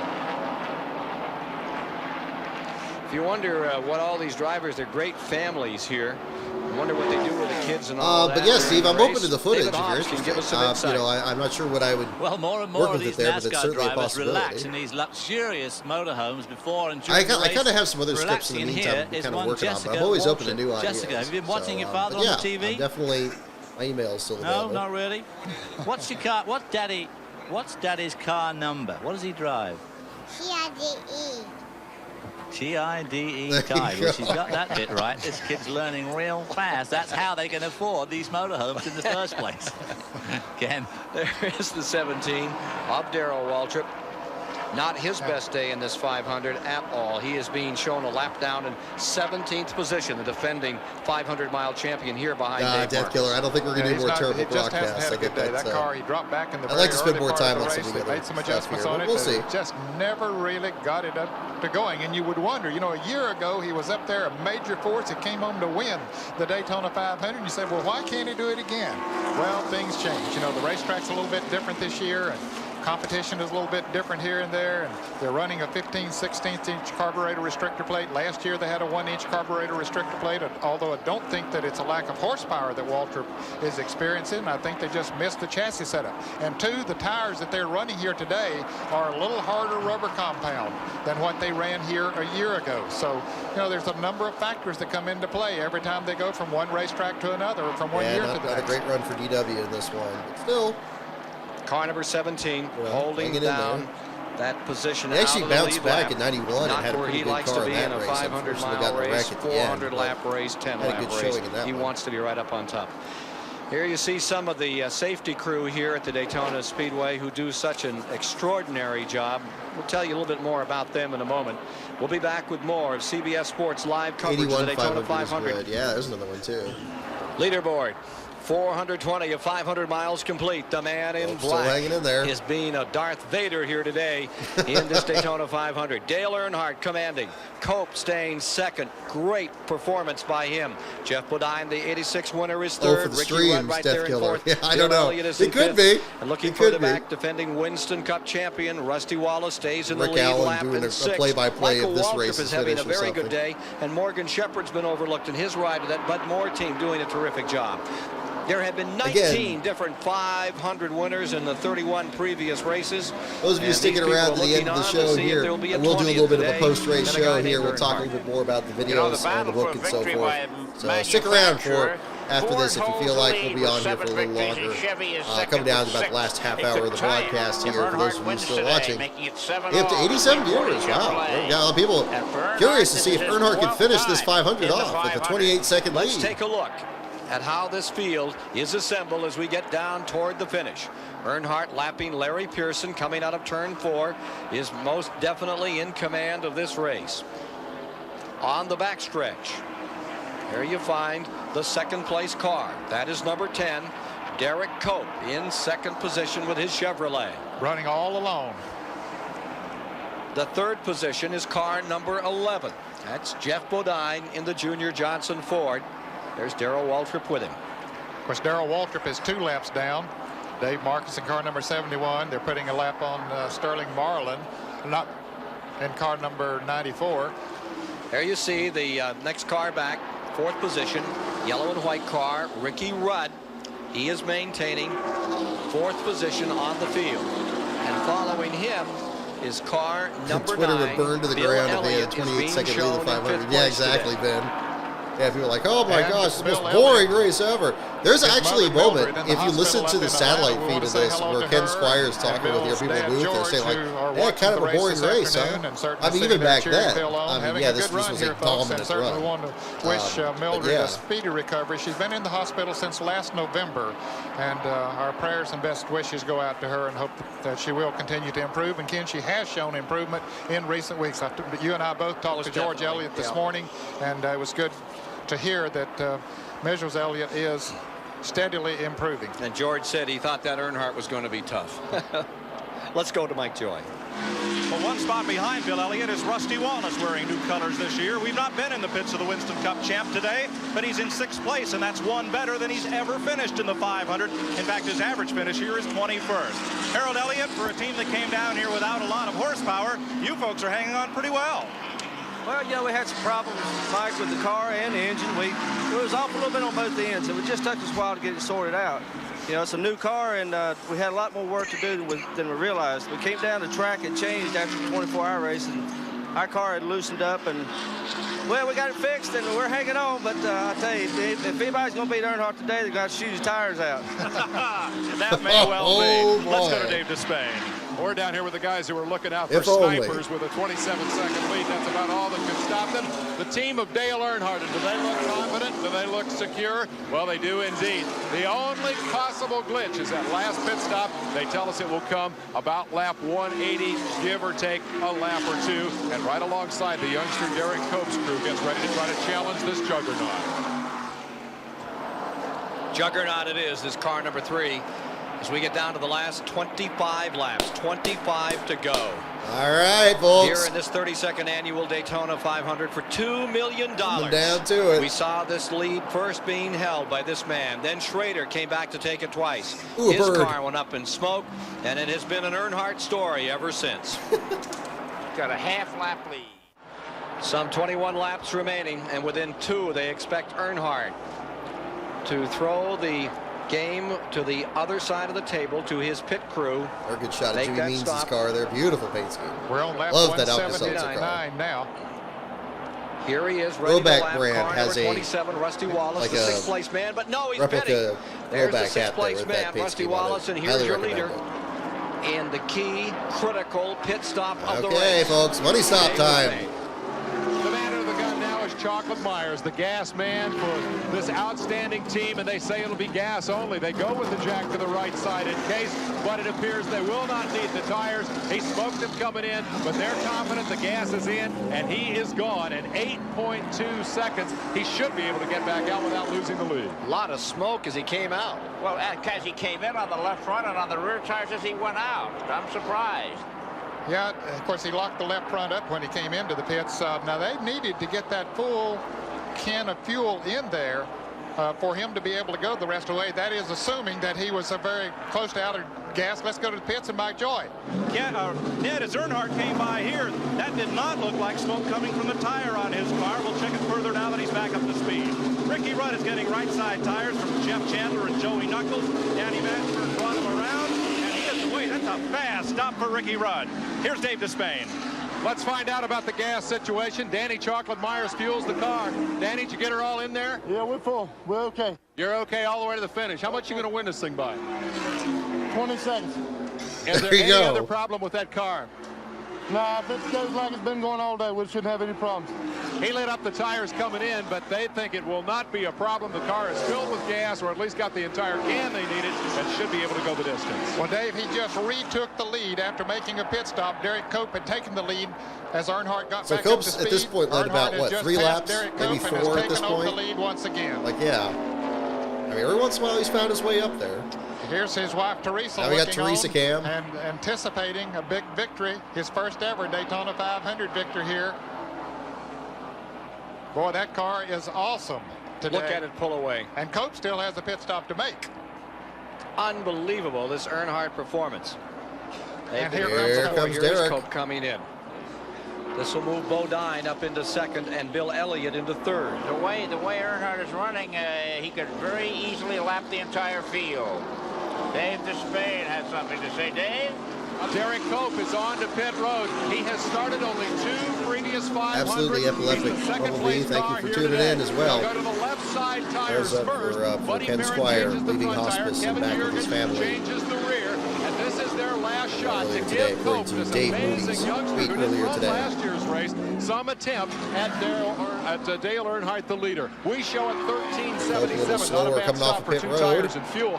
Let's move in and talk to the crew chief here. This guy, Buddy Parrott, won a big race at Daytona. It happened 1984, Firecracker 400. Does that sound familiar? Richard Petty was his driver then. You got anything for Dale Earnhardt today? Well, you know, Dale's been awful strong. I just wish we could maybe got a caution.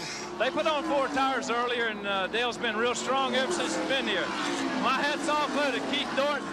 I'm telling you, automotive special engine today in this pure later Pontiac, and we had put Rain-X on that windshield right before we started, and this thing's really been slick all day. Come what may, tell me about Derek Cope. You've won with Richard Petty here, but this youngster looks very impressive. I'm going to tell you what, he's got a big, strong heart, and we're going to go a lot of places this year with him, and, you know, he's run real good. Bob Wickham's really providing everything for us to do it with, and we're just real happy about everything. A veteran crew chief and a young driver writing quite a story in this Daytona 500. In 1984, Cale Yarborough won this race back-to-back, second straight year. The man in second was Dale Earnhardt. Dale Earnhardt intends to fix things this year and win this race. After 460 miles of the 32nd annual 500, this is incredible. 13 race almost over. You only have 2 lead cautions, even fewer than 2001. 23. Average speed with 2 cautions thus far, reflecting 12 laps under yellow at 167 miles an hour. 7 cars of the 42 that started have officially retired from the event. And those are Phil Parsons, Mike Alexander, Ken Schrader, Bart Dahl, Horton out of this race, A.J. Foyt, and Robbie Moroso. All right. Let's go right to the Rusty Wallace story on pit road.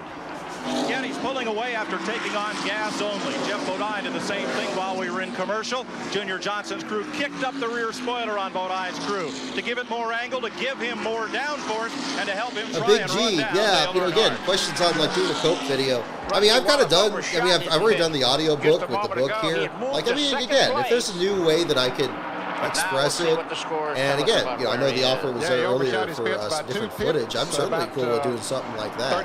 You know, maybe it's more of a follow-up to the book there. Well over 85 but yeah, the book has been mostly like the last 5 years we've been doing research on that there too. So a lot of the stuff is kind of already in there.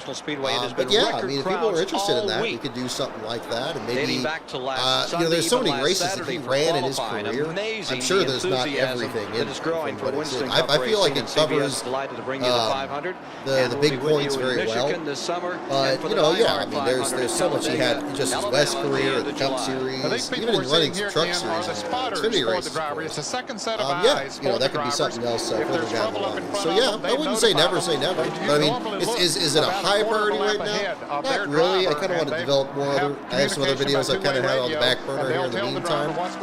But much like with JD, if there's any other bonus content or anything else I can work with on that, yeah, I'm not going to rule that out at all. So yeah, on the racetrack. Something may come together. So stay tuned. His line because boy, he's had it right all day. It seems like.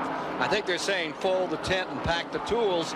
Earnhardt's got everybody covered for just a moment, and it's Earnhardt in first, Labonte in second, Elliott third, Jeff Bodine in fourth. So yeah, right now I feel like if I did a Coke video, I would pretty much just take clips of the audio book and make a video out of that. You know, but again, you know, it's now is being shown in that would be a little tricky with with different aspects of it there. So you know, especially since we already have the audio book out there. But yeah, again, yeah, I sometimes get new stuff on JD too because there's so much that happened in his career. Well, I'm with Teresa and Taylor. Taylor's listening to the crew radio, and Teresa's very anxious to get over the pits. It looks like he might win this one. How nervous are you?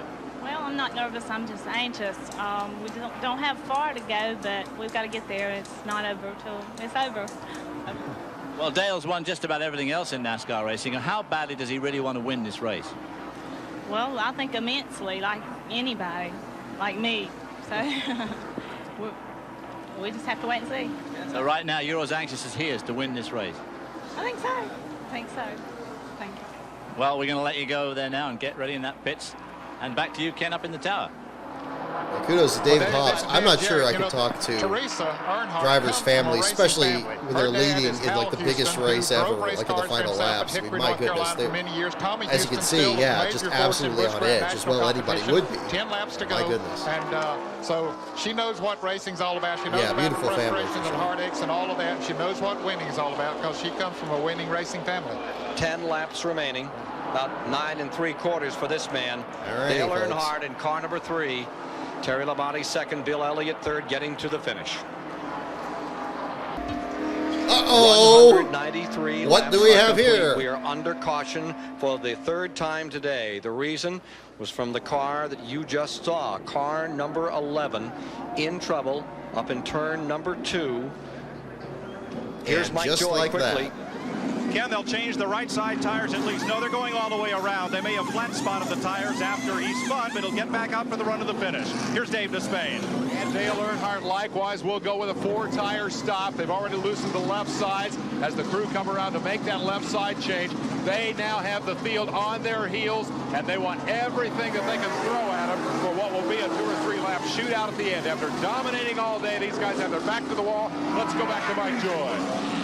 The 5 car of Ricky Rudd slid in sideways. It was the only way he could get near his pit stall. They finished the left tire change and had to wait until everybody else moved before he could get away. That put him back in the running order and might spoil what had been a good run for Rudd. 8 cars in the lead lap. They will be bunched and ready to fight it out to decide the 500. And I believe it was Rick Wilson that blew an engine before Jeff spun. Okay, So we're I think this is riding Jeff's with camera here. Jeff Bodine. Rick Wilson was having a great run, and then he blew With up the there race on that cam, little and then you Pontiac. can see it start to spin around. He was looking at the infield when he should have been looking straight ahead. Of course, that's when he was spinning around. Yep, got the fence. About to say a decent And save. you can see him fight Yeah. the wheel. It was a 360, and then he kept going. So Jeff Bodine not hitting anything, just went around. Right where Richard Petty had spun earlier today. There may have been some oil laid down by car number 75, Rick Wilson, who There you had go. been So they running do mention slowly it. for several laps. He had been down I to believe the the bottom of the satellite track, feed but there shows was the a time when he was 75 up in the blowing groove up. anyway. Yellow came out, Yeah, 8 cars obviously the caution together came out to during the decide commercial the break. You can 500, see there's the and they're 75 sorting on the themselves apron. out, coming out of 4 right now, and there's 1 lap before there will be racing. 6 laps now. There's the number 75 car. If you notice, just before Bodine's car spun, you can see a car in the upper right-hand corner of the screen letting out a lot of smoke. It may be slippery over that part of the track. So here comes the field behind the pace car. 32nd annual Daytona 500. They always talk about over here how they used to organize great finishes by throwing a caution flag. I don't think that was the case here. No, it was a justified caution Place your flag bets, because folks. when Final Bodine 5 laps of the you Daytona didn't know 500 how for many cars were 1990. going to get into it, so they needed to warn the other cars, get them slowed down. Look They at were the coming into jumble that here, turn. getting everybody back in Fortunately, line. he didn't hit anything or didn't hit another car, this. didn't hit the wall. But look at this traffic jam that we got here right now. And Dale Earnhardt is back in there pretty far. But with the NASCAR rules, he is able to move up on the outside. Derek Cope, let's see, is leading this race. Right Here are some there, of the folks that have missed I believe this was the 500. incident between Earnhardt and Neil Hillen. Bonnet, Hillen was in the 8 car tries. there, Ricky see it out on Rudd, old tires. Terry Labonte, Got to the outside of Schrader, Earnhardt and they actually Davey made a little bit Allison. of contact. And you could name there. a whole lot more, including a guy named Ned So, Jarrett who Yeah. won 50 races. Again, Sure more story could. on that in the book there I as tried well. for a number of But years myself. I believe that was Came the pretty moment close in right there, as the 1963, camera ran out of shifted gas and the with 2 cars were laps to going go. into turn 2. Teresa Earnhardt looking on, a little anxious here now as it's a whole new game to decide this one. Yeah, she didn't want that caution flag. Neither did Dale Earnhardt, Richard Childress, or any of his crew. If they get the green flag next time around, it'll be a 5-lap dash to the checkered flag. Derek Cope is leading, and Bobby Hillen is second, and Dale Earnhardt is third. Terry Labonte is fourth, Bill Elliott fifth, and Ricky Rudd sixth, and Rusty Wallace seventh.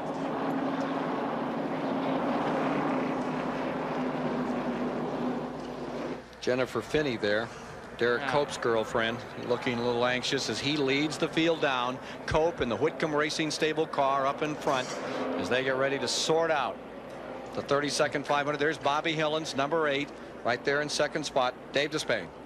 Bad news on the radio to Richard Childress. What did your Here we driver, go. Dale Earnhardt, just tell you? They said the 8 car rammed him in the left rear out there. How bad is it? Any idea? I don't know. He said he hit him real hard. I don't know. You've got to come through a lot of traffic here. Are you still going to win this race? Who knows? You know, we got 5 laps to go. I'll guarantee you Dale will be trying. Well, These I guys don't are know if I can not ask that happy. third They've complained to the NASCAR officials. The Cool. contention is that Bobby Hillen hit Dale Earnhardt in the left rear under yellow, and when they go back green, he'll have a damaged race car. Let's go to Mike Oh Joy. boy. No comment from the Hillen pits. Harry Hyde is on the radio trying to anticipate the flag and tell his driver to go and win his second Super Speedway 500-mile race. 5 laps to go. Hillen Okay. won at Talladega, Alabama. His only Winston Cup win. Car number 8 lies second. The black number 3, Earnhardt, third with 5 to Hill go. and actually get away from Earnhardt a little bit, but oh man, he's wound that thing up tight. Bodine brought this caution flag out, but he's still running in the 4th position. The inside already. Now Earnhardt trying to make a move on the inside of Hillen, taking over second. And brings Get a Bodine 2 with for him. 1 here.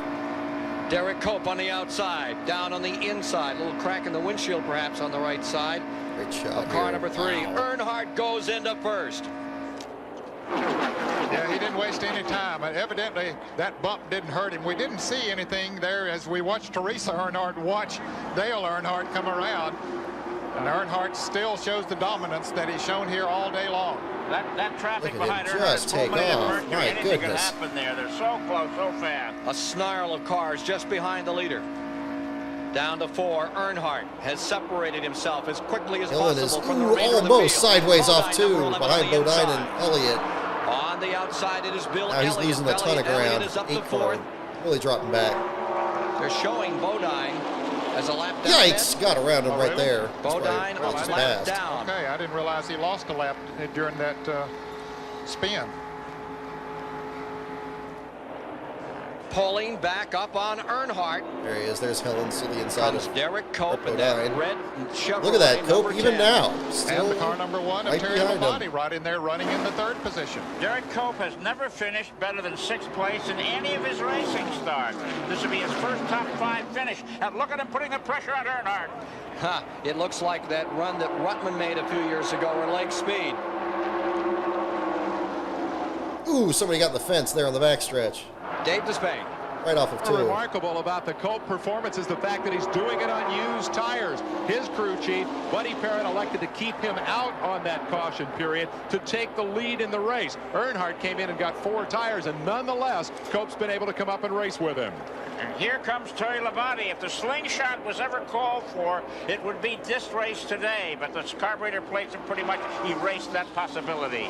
Here you see the number 5 car of Ricky Rudd. He's in the 6th position.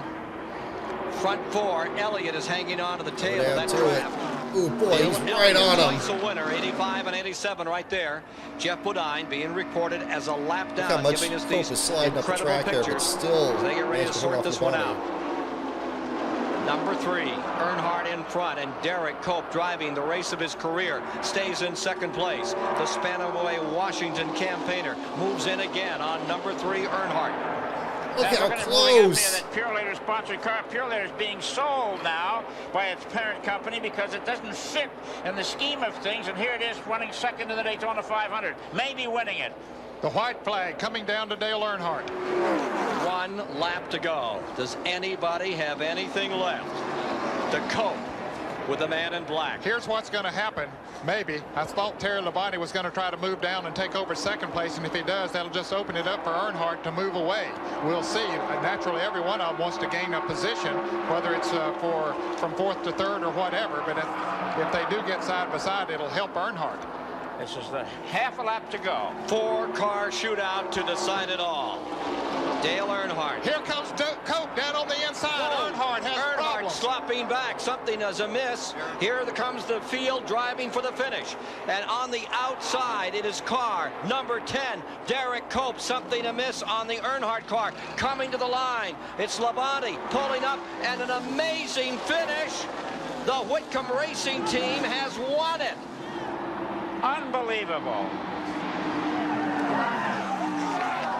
And it looked like Earnhardt had a tire go down maybe as he went into the turn. There we go. And Nicole crying oh, a my little goodness. bit. Oh, Fred my Cope's goodness. first top 5 finish, his first victory, comes in the Daytona 500. A remarkable day of sport. Unbelievable. You can really see the crew Whitcomb, really who brought a clearly team there, out too. 3 That's years awesome. ago, had nothing but misfortune and bad luck. And Rick Hendrick, who gave a car to one driver today to be in this race, literally gave it to him just to get him out of here. Hut Strickland, after he was involved in that altercation. Now he's put some motors together for this team, and they've won the biggest race of all.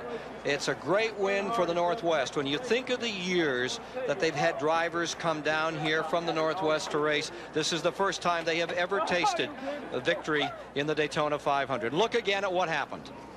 Well, Earnhardt looked like he had things in command. All of a sudden, his Chevrolet just slows, and he goes up into the 2nd groove. Something happened to that car. I guess the engine. I thought he had a tire go down, but I believe it was something else. He lost power. Cope took advantage of it. Here's Earnhardt coasting around. Cope comes on to win. Terry Labonte will come home with a 2nd place finish. Bill Elliott in 3rd. Let's go to Dave Despain. Derek Cope still has a problem. He's on the radio to the crew chief, Buddy Parrott. What did he say? He don't know where Victor Lane is. Can you figure out how to navigate him in there? You know what? It's really a wonderful deal. I tell you, we pitted. I came up here and pit beside Richard Childers today because I'm going to tell you what, they're a great crew, and they got a Chevrolet. And yesterday out in practice, I knew who we had to run with. I knew who we had to beat.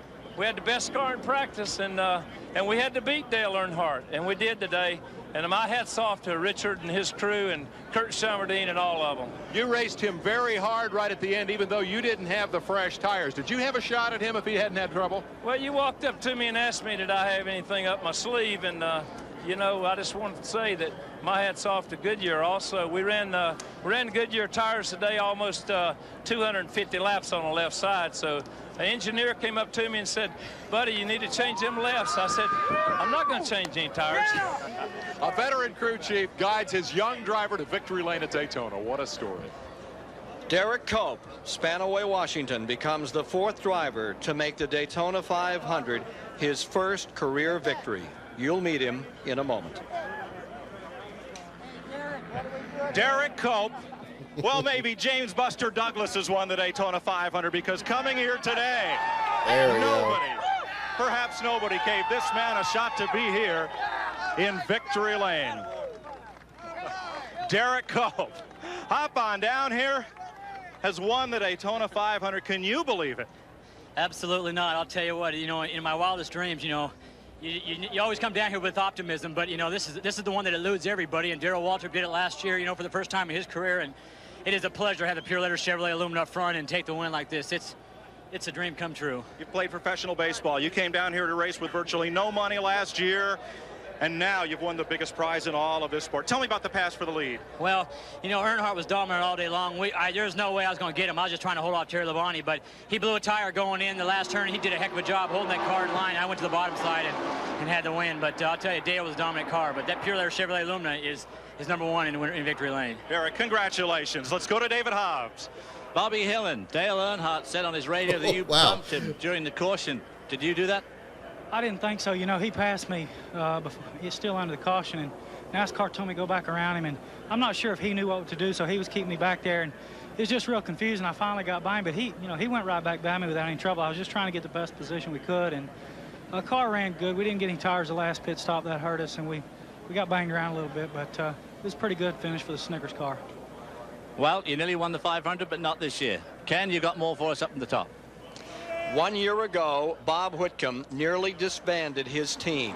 They had run out of money. There was no hope left. But he stuck with it, and now he has won the Great American Race with Derek Cope as driver. Such a great shot of the crew. Derek Cope, as we look at these standings, wanted to be a baseball player, grew up in San Diego, California, played at Whitman College, suffered a knee injury, and it ended his baseball career. And at 21 years of age, he had never been near a race car. His brother had one. He tried it. He was hooked, and he's been with it ever since. Let's go to David Hobbs. Dale, what the heck happened on the last lap? We run over some debris and cut a right rear tire down, David. Just a quarter of a lap away from victory. Not much you could do about it. I was sitting with your wife, and it was absolute devastation in your motorhome. We're all real sorry for you. Better luck next time. Yeah, well, what else do you say? That was the scene in those final moments before it all came apart. In the 12th that's a glorious shot, too. For Dale My Earnhardt. goodness. This is the scene in victory lane right now for Derek Cope and Bob Whitcomb and company. For Ned Jarrett, Chris Economaki, Mike Joy, Dave Despain, and David Hobbs, I'm Ken Squire saying so long from Daytona Beach.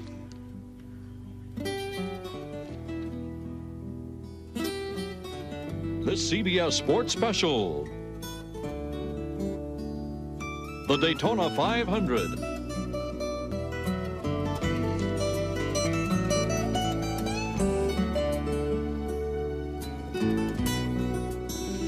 The Daytona 500 has been a presentation of CBS Sports.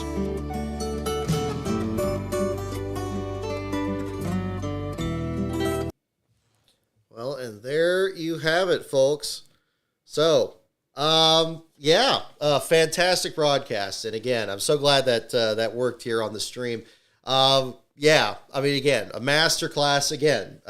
You know, shout out for sure to Ken Squire and again the leadership in the booth there and the performance there that he was able to put on. It really shows just how much a big moment, as this certainly was for Derek in his career, winning his first career Cup Series race under these most dramatic of circumstances. You know, you have a great booth and a great broadcast.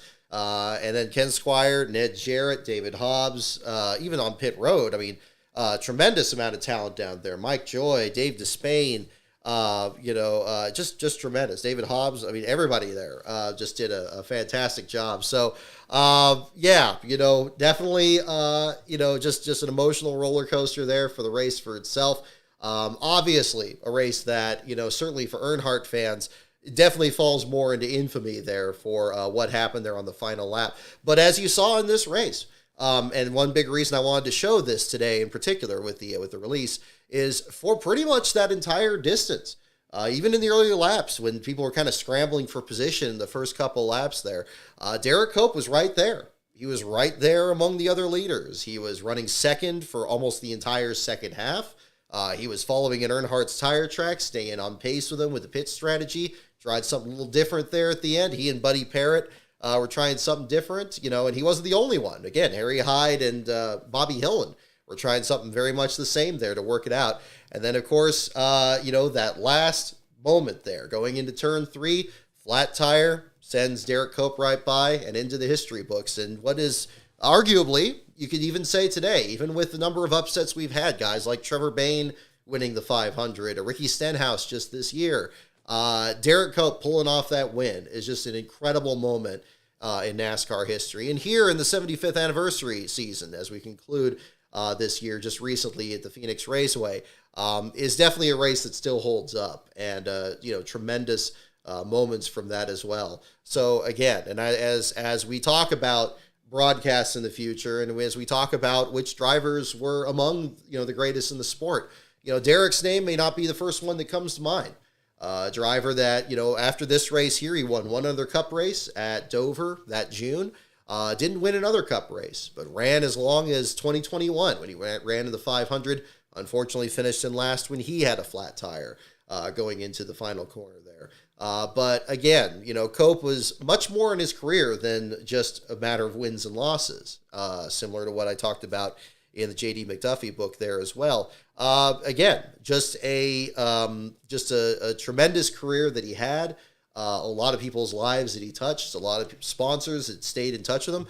He's still on in great terms with every sponsor he's had, which is why companies like the Mane and Tail company, like Purelator, other brands like that came back in to help them out over at Starcom Racing during that period between 2017 and 2021 that they were running the 00 and eventually the 99 out there as well.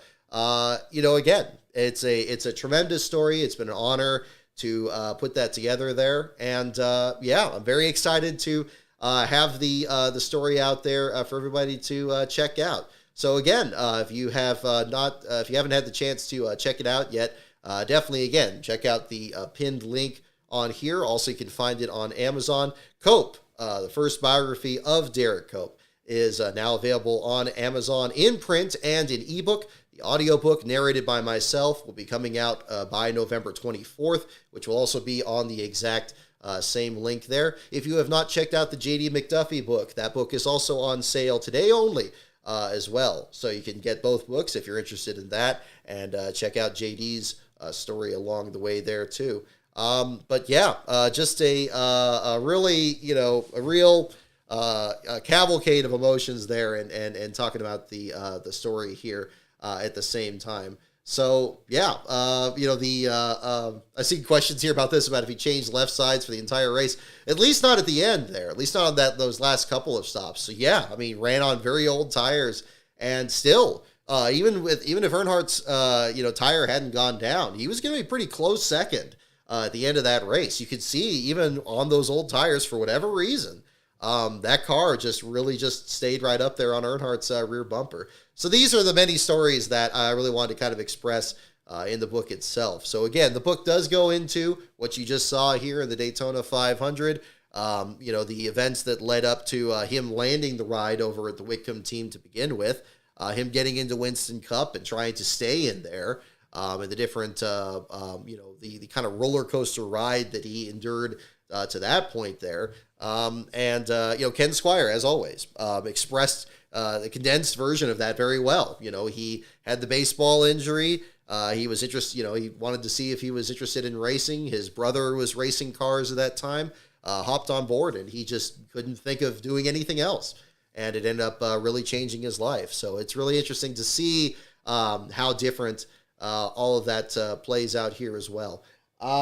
So again, the Derek Cope book, again, is available. Here's the print version of this on here. I know it's already been kind of a long stream here for there. I was thinking about doing some other stuff here at the end of it. We'll probably save that for another show here in the meantime, because, again, I think that would be better. We'll talk more about the Quebec, New York video and other content on here. Maybe do another show either this weekend or sometime next week here, but we'll do that in the meantime. But for today, I think this would be a good place to leave this one here. So those of you who like the trivia and all that, we'll jump back into that. I definitely wanted to bring out my 1998 Derek Cope shirt here as well.